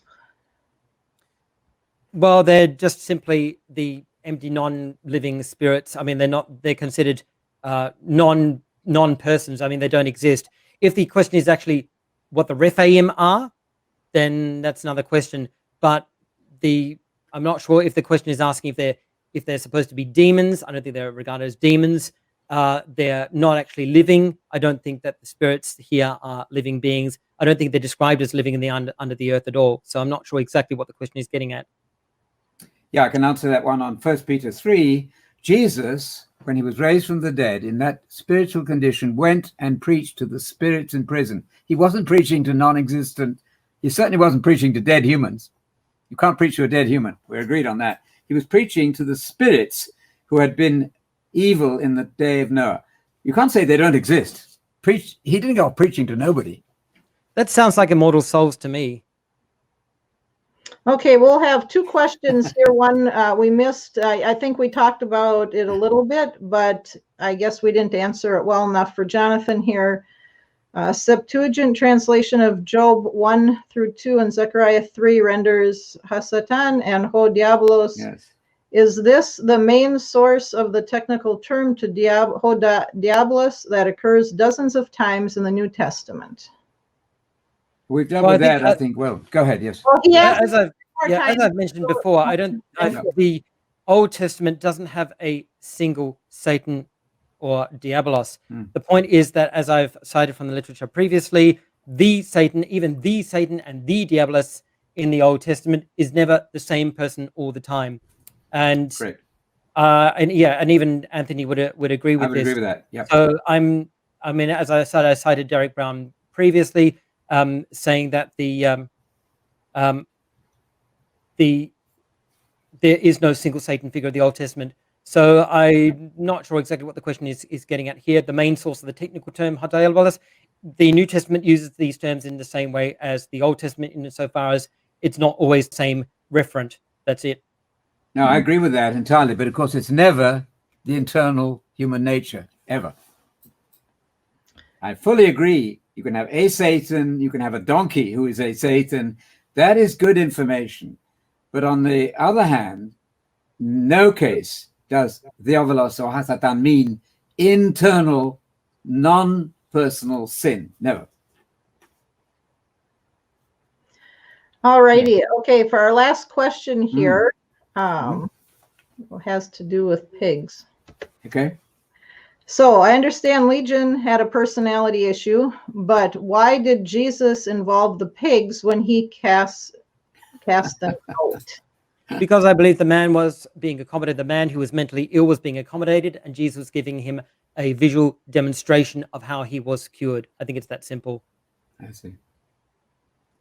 Yep. But the facts are... I think from my point of view, we agree that everybody agrees that this man was mentally ill, and I think Jesus was accommodating him in that regard and speaking to him in a way that the man would understand. And we even know that even Luke tells us that after this, the man was in his right mind. There's no doubt that the man was mentally ill, and I think Jesus spoke to him compassionately in that regard. Yeah, that's a theory of accommodation, which from my point of view has been imposed on the text. That comes from outside. It could well be true. Yeah, I understand your view there. You can see that's one of the, and you're not saying that there aren't some difficulties with both points of view. Oh, no, I know. They're neither of them are a perfect fit, but I really do think that this is a better fit for most of the passages. Okay. I'm just going to bring this up because the gentleman responded to the question we weren't clear on. We're not going to really discuss it much more. My question, you can read it there on the screen. If there is a comment either of you have, please respond.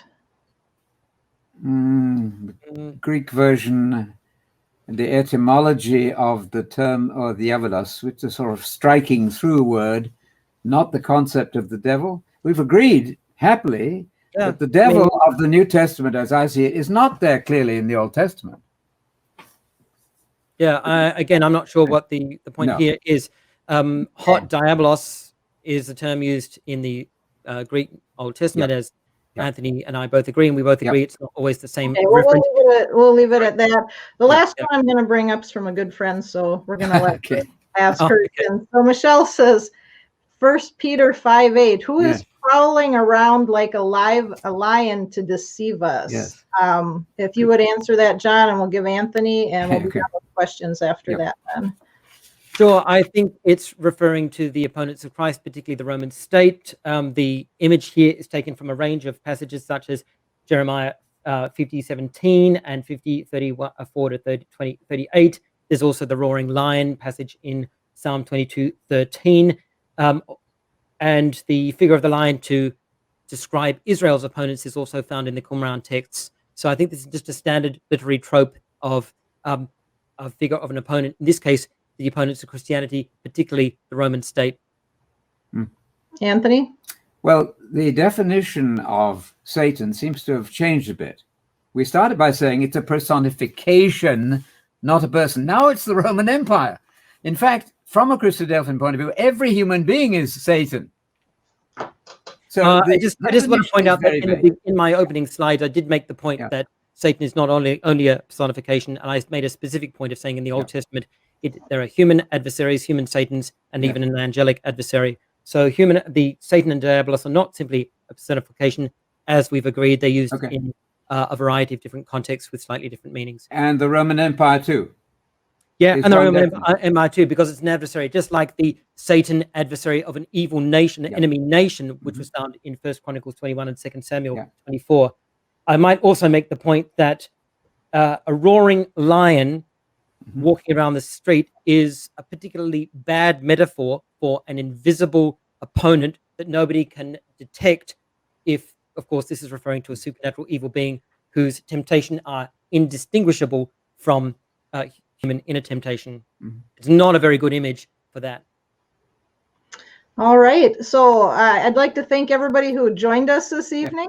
And for anybody who's watching the replay, and a big thank you to both Jon and Anthony for a respectful and thought-provoking discussion on whether Satan and demons are personal beings. If you would like to get in touch with either of them, we'll have their contact information in the description. And for right now, this is Jon's email, if you want to jot that down. And then we have Anthony's email there. Good, thank you. Yes, and I'd like to thank you, gentlemen, and all the people that were watching here. And I will close this out then. So if you want to each just say a quick goodbye. Well, I'd like to say thanks very much, not just for you, Tracy, but on the behalf of your organization for hosting this. Yes. Thanks again to Anthony for a really lovely discussion. I really appreciate the tone, as I've mentioned. We both have so much in agreement. I've got enormous respect for you and the work that you've done and the work that you continue to do. And I'm glad actually that we actually agreed so much on this Absolutely. discussion. There's a lot in common. I've learned a mass from all of this, of course. You do, because iron sharpens iron is a basic principle. Exactly. You've done a lot of work too. You're an English teacher, I believe. Yeah, that's right. So you have a knack with language. And so these are language issues for me, mainly. Anyway, thank you for your time. Appreciate it. Thank you very much, Anthony. Thank you. And thank you again, Tracy. So again, thank you. And we appreciate Anthony and Jon for taking the time of being with us today. And we always say when we do debates and discussions, please do not believe anything either person says. Go check it out. Be a good Berean and see what the Bible has to say to make your decisions as to what you see as true. Please do click the subscribe button below and the little bell so that you can be notified of other videos and debates and discussions that will be coming out in the future. And I pray that God's Spirit would guide you in your understanding as you read Scripture and ponder the question about if Satan and demons are personal beings or simply personifications. Thanks so much, and God bless.